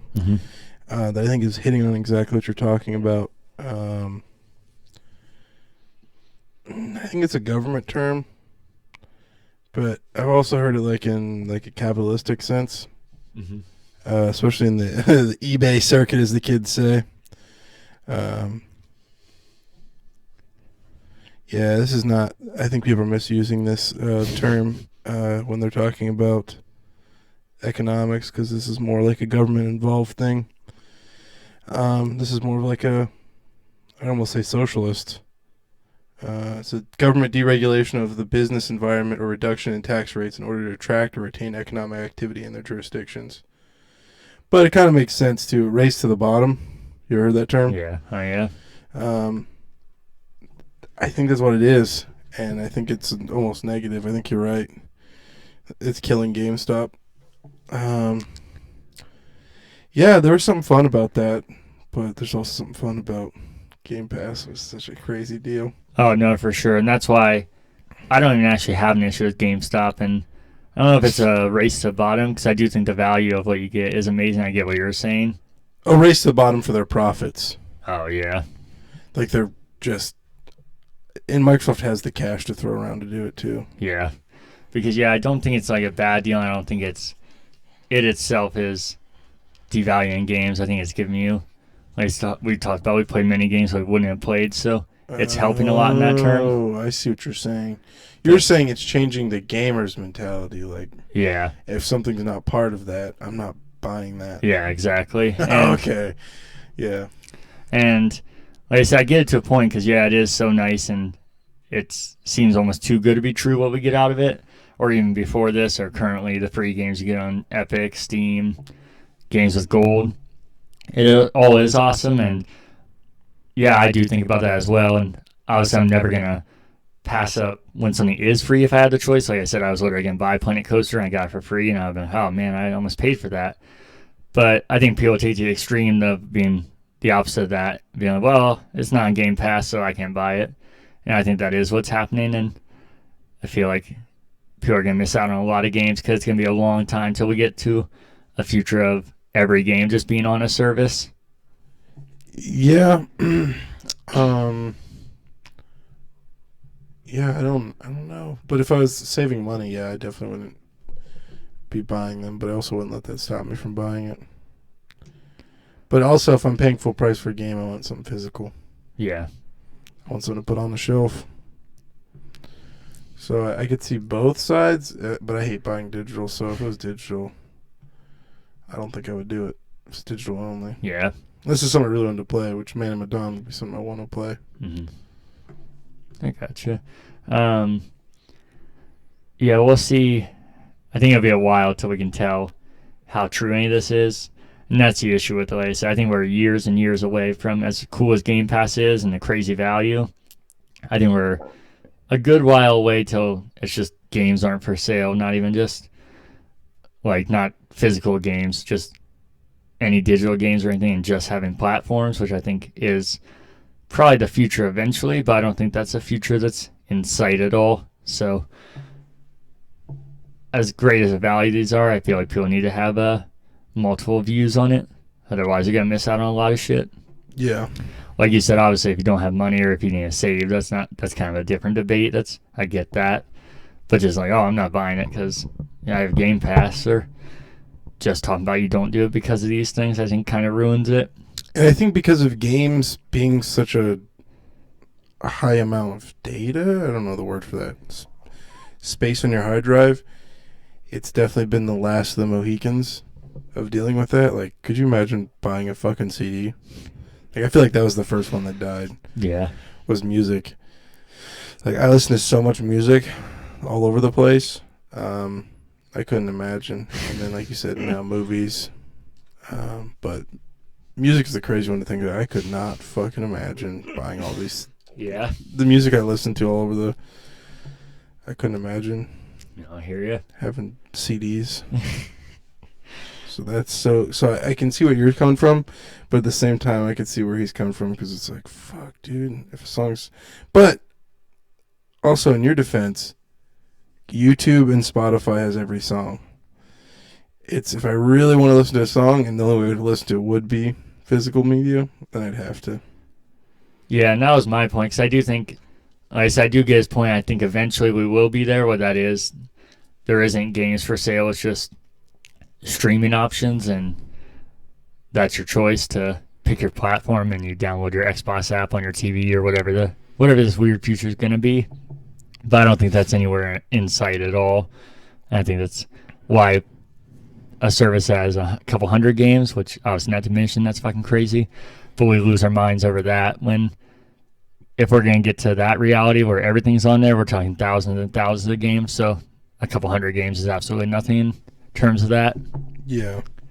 So I think we're clearly a ways off. But we can get to talking about what we've been playing. What have you been playing? Well, we could start with maybe the 24-hour stream. Yeah. Jesus, we played a lot. So we'll cover it for both of us. Obviously, we're talking about this. Started off with Halo, and then we switched over to Gears. I'd never played Gears 4. Then I did a little bit of Black, which was a complete throwback, especially for my friend Gap. I knew he was a big fan of that game. Man, was that game corny? I don't remember it being that corny. We should have been here for some of the cutscenes. Maybe left to get food, but the cutscenes were horrendous. But I feel like that game is the epitome. If you want to see like historically, when games switch from like GoldenEye to modern Call of Duties, that is the perfect in between. Like, you can see stealing elements from those old shooters to applying some new stuff on them. Then what did we play after that? Played a lot of kart racers. We played the Crash, and then we played Rugrats. Yeah, I think you're trying to skip over the most important game. Oh, fuck off! That wasn't even a game, Casey. We shouldn't even played that. Coffee Talk. That's probably not my favorite. Besides Warzone at the end, that was my favorite moment of the night, was playing Coffee Talk. Jesus Christ, dude, that's not even a game. I'm sorry to the developers and the people that play that. You guys think that's a video game? I have never. It takes a lot for me. It's not even so bad that it's good. It's so bad that how the fuck do you have the name the name video game? Like, I kind of thought that way about Telltale games. Like, oh, this is more like a fucking interactive movie. Mm-hmm. This wasn't even interactive. We put a TV show on, Casey. We It put was a on good one, though. the dumbest TV show. And then they're like, yo, this is a video game. And it wasn't. It was a fucking the shittiest TV show that made no sense and tried to. They were so cringy trying to make a point and be so political, but you were just a fucking mess. You weren't even clever. You weren't even trying to hide it. You were trying to make points that didn't make any sense. And I would tell the shit straight to the developer's face. I'm sure it took a lot of work to make that, but you made fucking a pile of shit.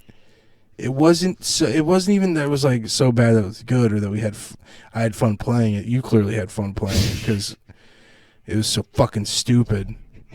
But like, what the hell was the BDSM part too? That's not even like what representative of the. Was it the werewolves that were into BDSM? I think so. Like, it wasn't even like that would have been funny if it would have been just over the top about BDSM, but it wasn't even funny. It just made no sense. He just threw it in there, and they were talking about porn and just the dumb political stuff. And go read some reviews on it too. I don't understand how it's reviewed so highly either. Well, that's because you don't understand social issues. Yeah, I just think by one. What was it? One review. The one issue of the game is that the one police officer is a POC. It's like, dude, shut the fuck up. Piece of crap. Yeah, piece of crap. We just got canceled. That whole game was a POC. Piece of crap. Pile of shit. POS. So that was obviously the best game. And then you want to continue? That was definitely not the best game. It was. We shouldn't even have counted that in the stream. We should. The fuck was that, dude? And the fact that it's so highly reviewed. And even people in the chat were like, what the fuck is this? I need to download it. That's what I kept saying. I don't think anybody fucking said that, man. And if you pay attention to our show, I remind you for like 3 weeks there's a free Games with Gold. So I hope you picked it up. If you did, play it yourself and stream it yourself. Let us know you're playing it, and we'll join in and watch. That's weird. It was part of Games of Gold. There was nothing gold nor games about that. What was the one political thing they tried to say in there, too? There's something I'm missing. You guys tried so hard, but all you do is a cringy fucking mess. People are going to look back on that and be like, oh, that was a summary of 2020. Oh, I'd like to talk to those developers. We see if we can get them on here. Well, that would be funny as those first people we got on here. Fucking put their head right through this wall. Fuck. Go talk to your neighbors. Strong opinions. That's what we got here. But yeah, what did we play after that? It was Kart Racers? Yeah, I think Nickelodeon and Crash, and then I played a little bit of Twin Breaker when you were gone, and I think Call of Duty, right? Yeah, we went to Call of Duty. It was funny because it's not 24 hours. We're going to play 1,000 games. And Gears of War took a lot longer than I thought it would. Yeah, like I said, that's why I told you at the beginning of the stream, because I thought the same thing, but as soon as I was like, man, we could beat this, and that's pretty much our time frame. So it's weird to think about how much time you have and how long you're sitting there, but also how long games can take and how much time that'll take up. It says it takes 8 hours to beat Gears, but I feel like we fucked around a lot. Yeah. Oh, yeah, we definitely could beat it faster, probably around 8 hours. Mm-hmm. With food and everything. Nickelodeon Kart Racer. It wasn't as bad as I thought it would be. It's pretty simple. Character designs are horrific. Tommy looks like he just did crack. Meth, I don't know. I feel like some of the PS1 games had better character models of Tommy than that one. But it's very simple, easy to hop into. I feel like it was easy to master almost. Whereas Crash was the opposite. I feel like I was missing a lot of... I hear there's a lot of shortcuts in that game and certain ways to do certain things to get the best times. And yeah.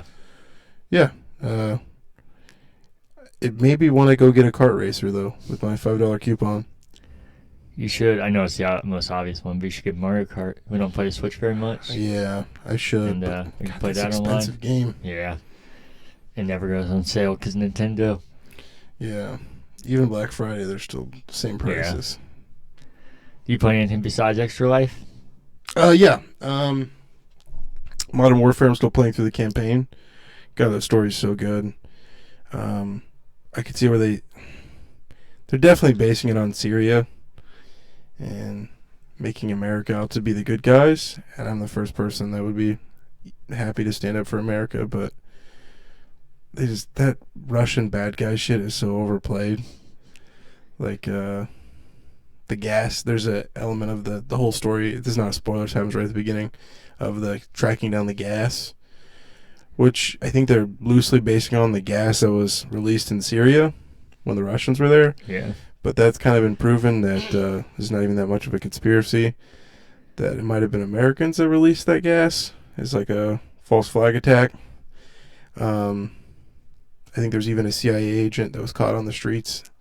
Not to get deep into Alex Jones shit here, but it was a little too just like, why were the Russians so evil? Like, there was unneeded. They were just like, we'll run you over and shoot you. And it's like, why are you guys doing this? So it's a little played out in the English, and the Americans were the good guys. Which, to be honest with you, I think if they are basing this on Syria, we were kind of the instigators. I want to say that. I'm going to put that out there. Especially if we're talking about Yemen, Gaddafi, all that shit. I don't think we're the good guys. And Russia was kind of more of the mediators and really stabilized that Syria. So that's been kind of irritating. But looking at a lot of the homemade weapons that the Syrians made, definitely see them in the campaign. I just feel like they took a lot of elements of a bunch of Middle Eastern wars and put him from the 80s to now. It's a cool story. Playing on the hardest difficulty without a HUD. So that's been a little upsetting. It's easy to die, and it kind of pisses me off. Sure. But it really spreads out the content. I feel like I'm getting close to the end of that. And then Fallen Order. I played a bunch of Fallen Order, or at least it felt like I played a bunch of Fallen Order, but I'm only halfway through. It's getting real fucking repetitive. There is a element of like exploring and puzzles and these guardian things, and it just screams Breath of the Wild. They took a lot of elements from Breath of the Wild, and I tried Breath of the Wild so many times. I'm sorry. People love that game, man, but I didn't like it. I don't know. Maybe I'm just rushing through it too much and playing too much of it. Need to take a break from it. And then I've been playing Witcher 1. Just kind of feeling the same way with that. Kind of also repetitive. My issue with Fallen Order is it's beautiful and it looks good and got some good stuff, but then it just feels unnatural because you get to these parts of a cave where it's clearly like a platforming moment and it's super video gamey. I don't know how else to describe it. Like, it doesn't feel like the cutscenes and the story, and outside of those places, it feels like a legit Star Wars story, but then it gets real video gamey. You said you wanted to talk about the load times too? Yeah. There's elevator moments in that game. Oh, is there? And I'm playing on original Xbox One, so that's probably my issue.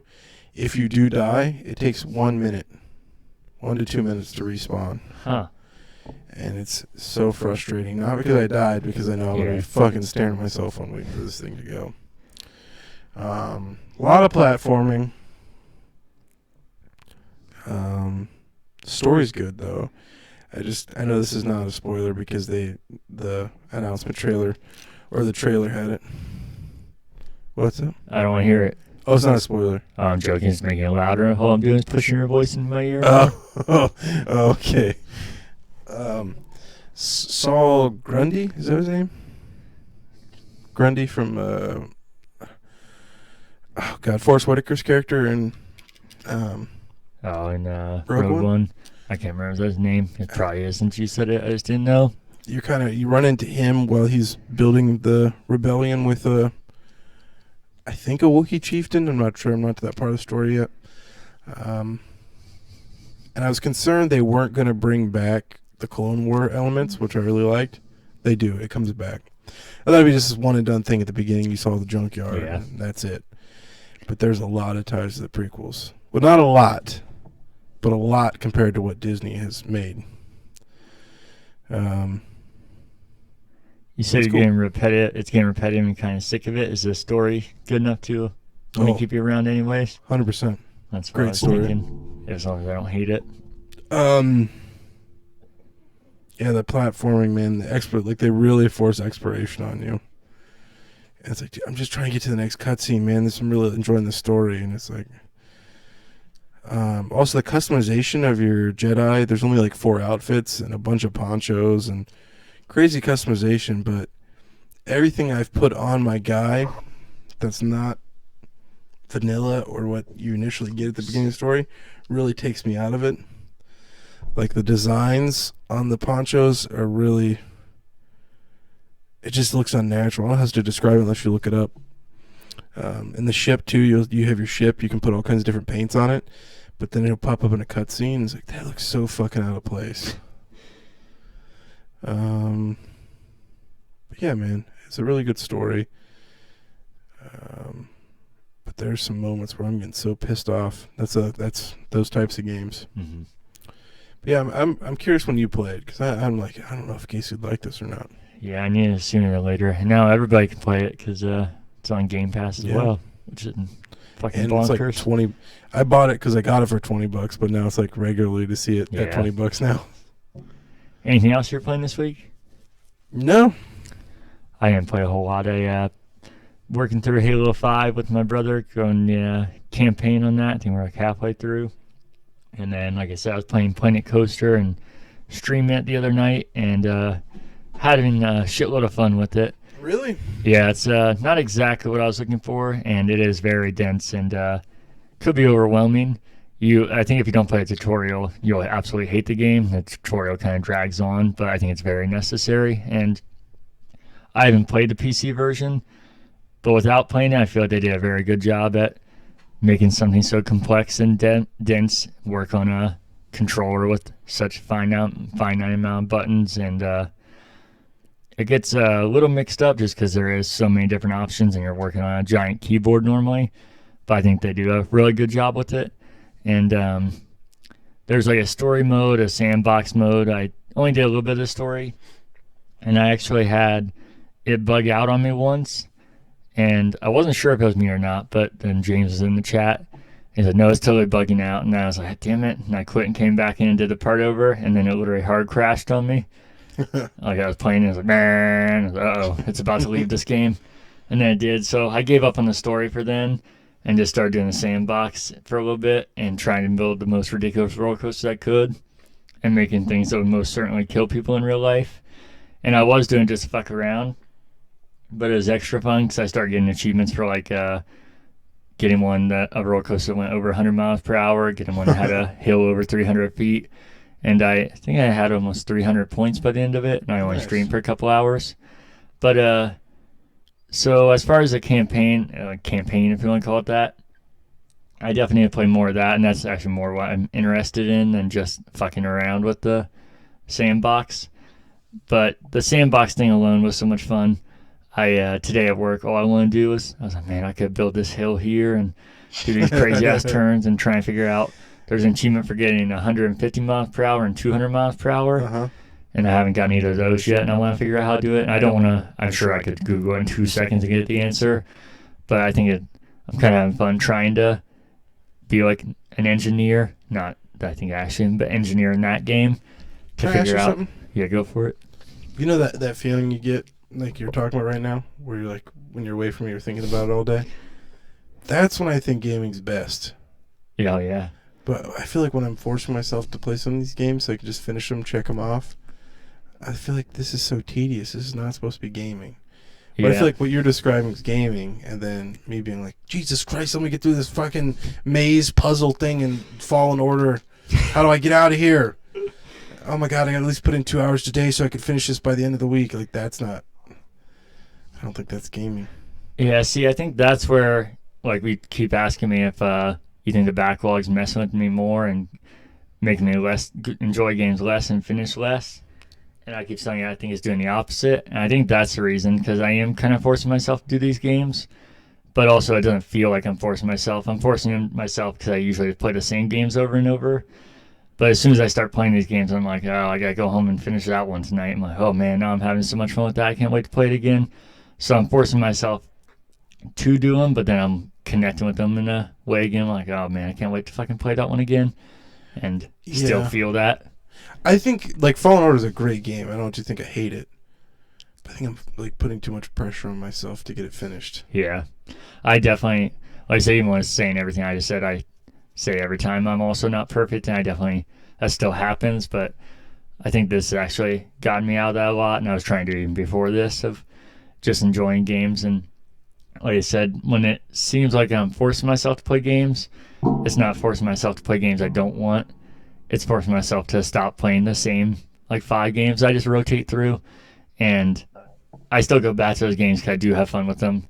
But I'm not like, oh man, I'm not playing those games I was playing. I just feel like I'm branching off and playing more games that I always wanted to play, or that I'm like, oh, I'm curious about this one. Yeah, I also like my next game on my list that I think I'm going to play next is Red Dead Redemption 2. So I got to get this shit under control because that game's ridiculously long, so I got to chill out. Yeah, I was going to say, that's probably part of your issue is that a lot of the games I play have a ending point, and there is some that have been dense like that, but majority of them aren't. I feel like every game we talk about are these massive games that you do need to have a crazy amount of time sink and investment in. Like even playing a coaster, you probably play that game endlessly, it being a simulator, but I'll probably do everything I want in it and then stop playing unless it's like calling me back to keep wanting to play it or something. But yeah, I think that's the difference. That I play a lot of games that have like a finishing point. And even games I have finished, like I said, playing Halo 5 again, I'm like, I can't wait till my brother can play again. Because somehow, man, I want to play that again. So I definitely, I have that feeling pretty often. And the entire day at work, I was just in my head being like, oh man, I could build this roller coaster this way. And like I said, I really want to, I know I could in 2 seconds look it up, and I'm sure somebody has a perfect build to get you every achievement and to do 200 miles per hour, which if you like easy achievements, that'd probably be especially on Game Pass, a quick, easy way to do that.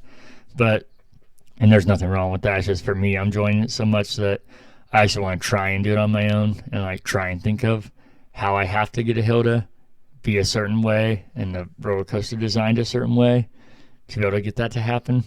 If I, kind of like a puzzle game, if I don't do it in like, I don't know, I don't have a set amount of tries, but if I'm getting frustrated, then I'll look it up and get done with. But I think those kind of things are satisfying to try and figure out on your own. It makes it more satisfying once you actually unlock it or complete it, whatever you're doing. Yeah. But that's all I've been playing besides, like you said, talking about Extra Life. So what have you been watching this week? Not much, man. I'm the same way. I'm going to sound like a fucking crazy person, but I'm going to throw this out there. Especially taking my political views. But I'm rewatching... I'm trying to find the rest of the seasons, man, but I think it's because it's owned by Disney, and it's still got a contract with Netflix. But Doomsday Preppers, or whatever, is like that show where these people prepare for the end of the world. Mm-hmm. I'm watching that, and then I'm rewatching Unabomber Told by Himself, or whatever. It's about the Unabomber. He got caught and then got famous, and it's the exact opposite of what he wanted to happen. But he liked this one journalist. I don't know if she was an author or journalist, and it's the only person he had, I think at the time, especially at the time, but maybe now, that he allowed to interview him. So she took his recordings, and they have a documentary with his recordings and interviews with family and neighbors. It's just funny. The neighbors and the sister-in-law, his sister-in-law, you can tell the people that are just way too dramatic about it. You can tell the real people, like his brother, you can tell, like, still loves him, but even though he did terrible shit.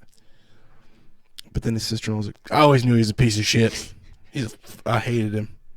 I mean, you didn't know he was fucking killing people. Like the FBI spent 3 decades tracking this guy down. This is the most money the FBI's ever spent on a manhunt. You didn't know he was like that. And then the one neighbor, she's like, it's so scary to think about. It's so creepy to be out here. So it's like that aspect of it's like, you guys are just putting on for the documentary. But it's a Netflix original. I recommend that. And then Renee's nieces, they'd watched a little bit of the Rugrats show, they said, but they never watched the movie. So I was like, well, let's fucking watch the movie then. Oh, yeah. And they'd never met Dill, so I was like, shit, let's watch it. And I was like, I felt so cool. I was like, I watched this in theaters, okay? You don't know what theaters are because they're dead right now and probably never coming back. But I felt real old real quick. How old do you think that movie is without looking it up? I know this is kind of unfair because I know this was right around my little sister was born, because I told you before she was born I hated her because I was the youngest. I told you that story, right? No, I don't think so. Maybe. My mom brought me in a bedroom alone and was probably prepping it for a long time and set it up, and I was so happy. And she's like, are you excited? Your new little sister right in there. And I was like, I hate her. I don't want to be born. Fuck and yeah, she was like, no, you're going to love her. And I was like, I don't. I hope she dies. I don't want her to be alive. Yes. And I was so pissed. And that's metal. You punched her in the stomach then? I was pissed up. This is going to sound corny too, but it's true. I was pissed up till the day she was born, even like when we were waiting for her. I was so fucking mad. And then as soon as I held her, it completely changed. Oh, and you snapped her neck. And now you know the connection we have. So, yeah, it completely changed. But I know it had to be around 99 because of that. You're right on the month, 98. 98, yep. Okay. Yeah, so that one's kind of unfair for me because like I said I 22 years, bro. Yeah. I hadn't seen that movie in forever either. I rewatched it somewhat recently, which is odd, but yeah, it was fucking awesome. It was kind of weird how much I remembered, though. Yeah. I was over and over again. I'm afraid to watch the sequel because I remember even being as a kid, like, this is not as good. Really, I didn't like it much at first, but I still loved it, especially the whole Paris thing. I'm sure. I feel like that's that made me love Paris. And I'm sure it's like the most generic version of Paris. Like if they show America, they probably show the most obvious things in America. I'm sure it's nothing like Paris if you actually go there. But that made me be like, oh my God, I want to go there. And I loved it. And the story of Chucky's dad, and that's cute. Yeah. But yeah. I also am afraid to watch, when it came out, I was like, I'm too old for cartoons. I can't watch cartoons. I'm too mature. But all grown up.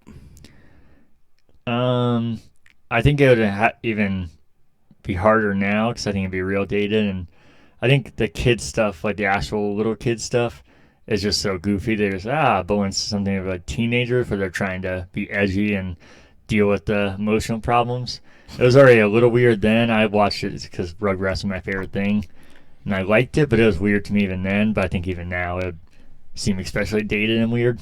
I got watched episodes here and there. Let's see what year that aired. Yeah, I was definitely past the age I should have been. I remember friends making fun of me, but I was like, it's Rugrats. I'm going to keep watching. It went all the way up to I was a freshman in high school. That should last a long time. Yeah. So let's see. That'd have been pretty much my whole middle school years till I was a freshman. That's also super weird and really risky. I'm sure they're doing elementary school. Sorry. I can't even know a show that did that. That's so weird that they did that. Like South Park, they've always been the same age. Simpson, they never age. Any long-running cartoon is just always set in a time period because it's kind of jarring to see it change. So I feel like it's kind of, thinking back on it, it's kind of crazy they were willing to do that. Yeah, let's see. I'd been in 5th grade. 4th or 5th grade. And back then, I think it was a cartoon, but I was watching, that's like right around the time Adult Swim started. Yeah. And I was watching Samurai Jack, dude. I did not have fucking time for fucking Rugrats were for kids, okay? I was a grown man. But yeah, I remember watching episodes here and there, and Chucky having braces. And yeah. Tommy with his blue hair. I was like, this is so weird. I felt like an expert, though, because her nieces were like, how do you know all their names? And they're like asking all these questions. I was like, listen, Rugrats was like a fucking religion.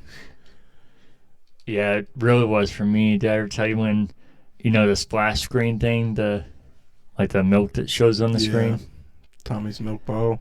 Did I tell you it was like a running joke in my family, and the older kids used to think it was the funniest thing to make fun of me? As soon as it came on, I would scream at them and tell them, everybody they're not allowed to tell me what the title is, and I would cover my eyes because I didn't want to know what the episode was, because I watched them so much that if I heard the title, I would know what it is. That's great. But it was like a running joke, and they all thought it was hilarious. Do you remember all like the promotional stuff too? Burger King. Oh yeah. The watches. God damn it! I told Renee 1,000 times, like, man, I had a fucking time machine. Like, fuck the dinosaurs, like Civil War, fuck all that. I don't know why you want to go to Civil War anyways, but all of that historical shit. Like, I'm going back to '98. I feel like that was the pinnacle. '98 to right before 9/11, prime time. Speaking of 9/11, did you ever? I didn't see it till somewhat recently. Did you ever see the fucking awesome clip? I didn't think this would come up naturally, but it did. I would have forgotten of George W. Bush talking about how they're going to eliminate the terrorist when he's on the golf course. Did you see this? No, I don't think so. I don't know how I missed it. It's fucking gold. I'll show you after this. Okay. Should I just wait and not tell you what he says? Sure. All right. Well, if you're watching this, look up George Bush golf course terrorist. Should bring it up. Might bring up some weird stuff, but that should bring it up. But we'll watch after this. Have you been watching anything else this week? No. I've only watched literally one thing this week, and that was Ohio State destroying Rutgers. But that's kind of drained all my excitement, because I don't know if you heard today that the game for next week is canceled. Are you serious? Why? Because Maryland has 8 positive tests. Oh, my God. So it's not just rescheduled, it's straight up canceled, which I think is some bullshit. I think it should be rescheduled, and if it's not, I think it should be forfeited. And I'm not saying that because I like Ohio State. I think whoever is at fault, which obviously Ohio State doesn't have any and they have 8, but even if Ohio State had 2 and they had 8, whatever, whoever's at fault for it not happening, I think if they can't reschedule the game, should have to forfeit it. So let's see. Wisconsin can technically still be in the playoffs, right? Yeah, right now. So we can only miss 2 games, right? I think it's 3 in total, assuming 2 more. Okay. I think. Was it 3? Yeah, 3. And that's what makes 3 it even more done. Yeah. That makes it even more fucked up that it's not as counted as a win. Because like I said, they're the sole reason it's not happening. I think rescheduling is definitely the fairest. I don't think forfeit's the best option, but they can't. And just losing the game's kind of fucked up. I'm okay with that though, because I feel like Wisconsin, they killed them for 2 games. Because they played with a team that had it and didn't know it. Or vice versa. Yeah. I think it is kind of shitty, though, that we can't even choose another team. Because was it Nebraska tried to do that? Yeah. And they were like, no, you can't do that. So, yeah, I think... I didn't hear about that, man. Yeah, it was announced today, so no Ohio State football this Saturday. How the fuck did I miss that? Damn. It was Indiana, right? Or Maryland. Yeah, Maryland.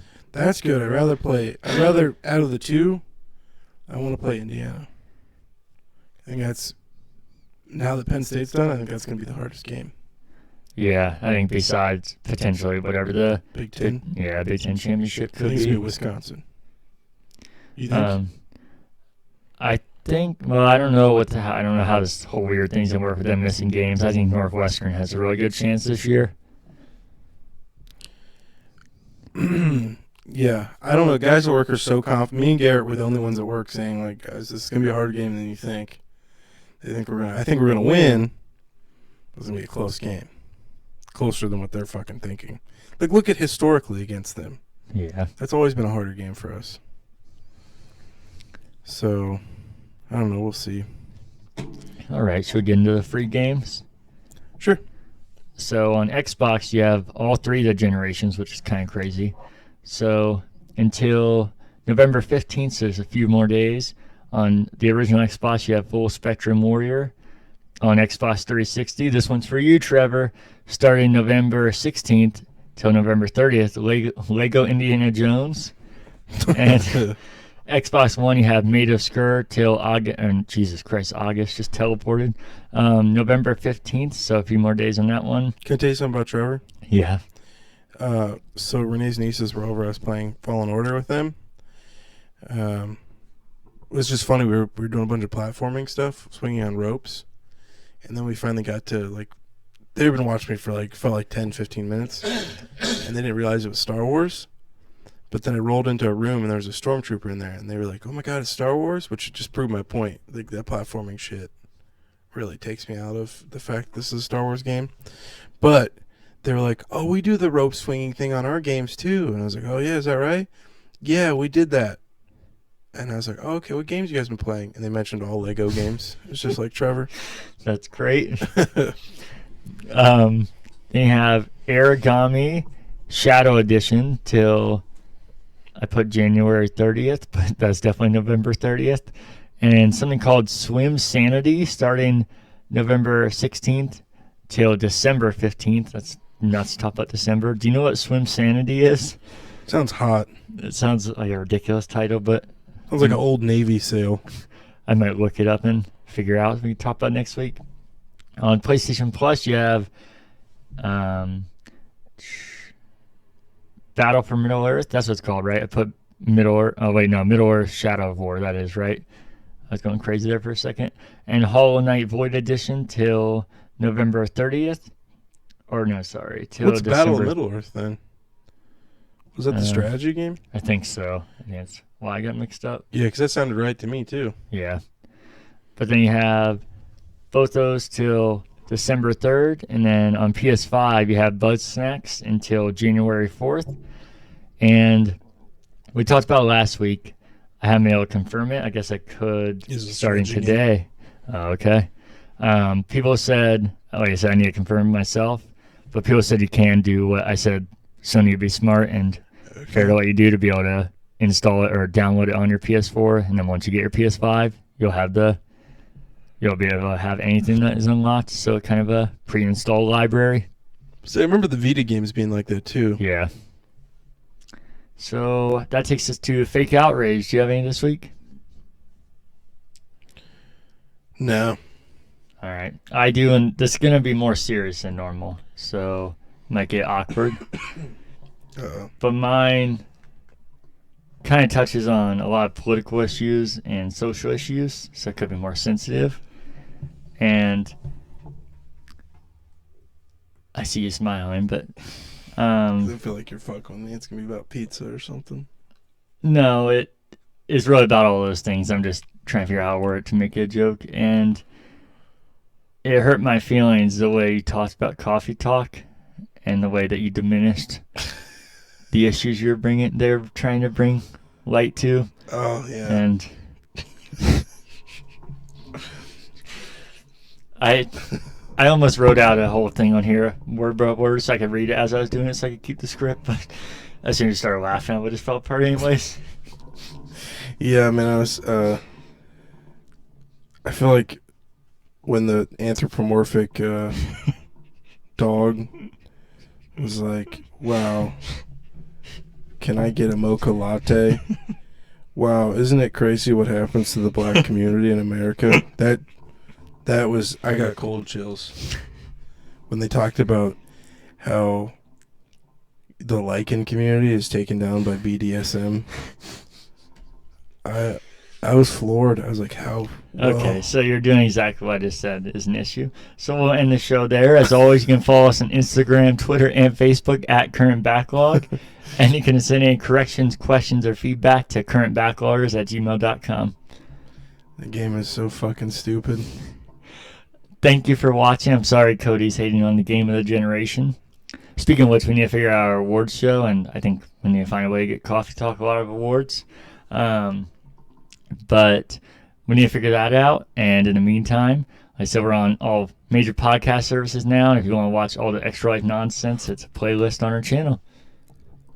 You know, when it comes to art, You don't try to be too harsh on it, Uh-huh. and you try to be nice because you know someone worked really hard on that. Mm-hmm. But go fuck yourself if you made that game. That's how I feel.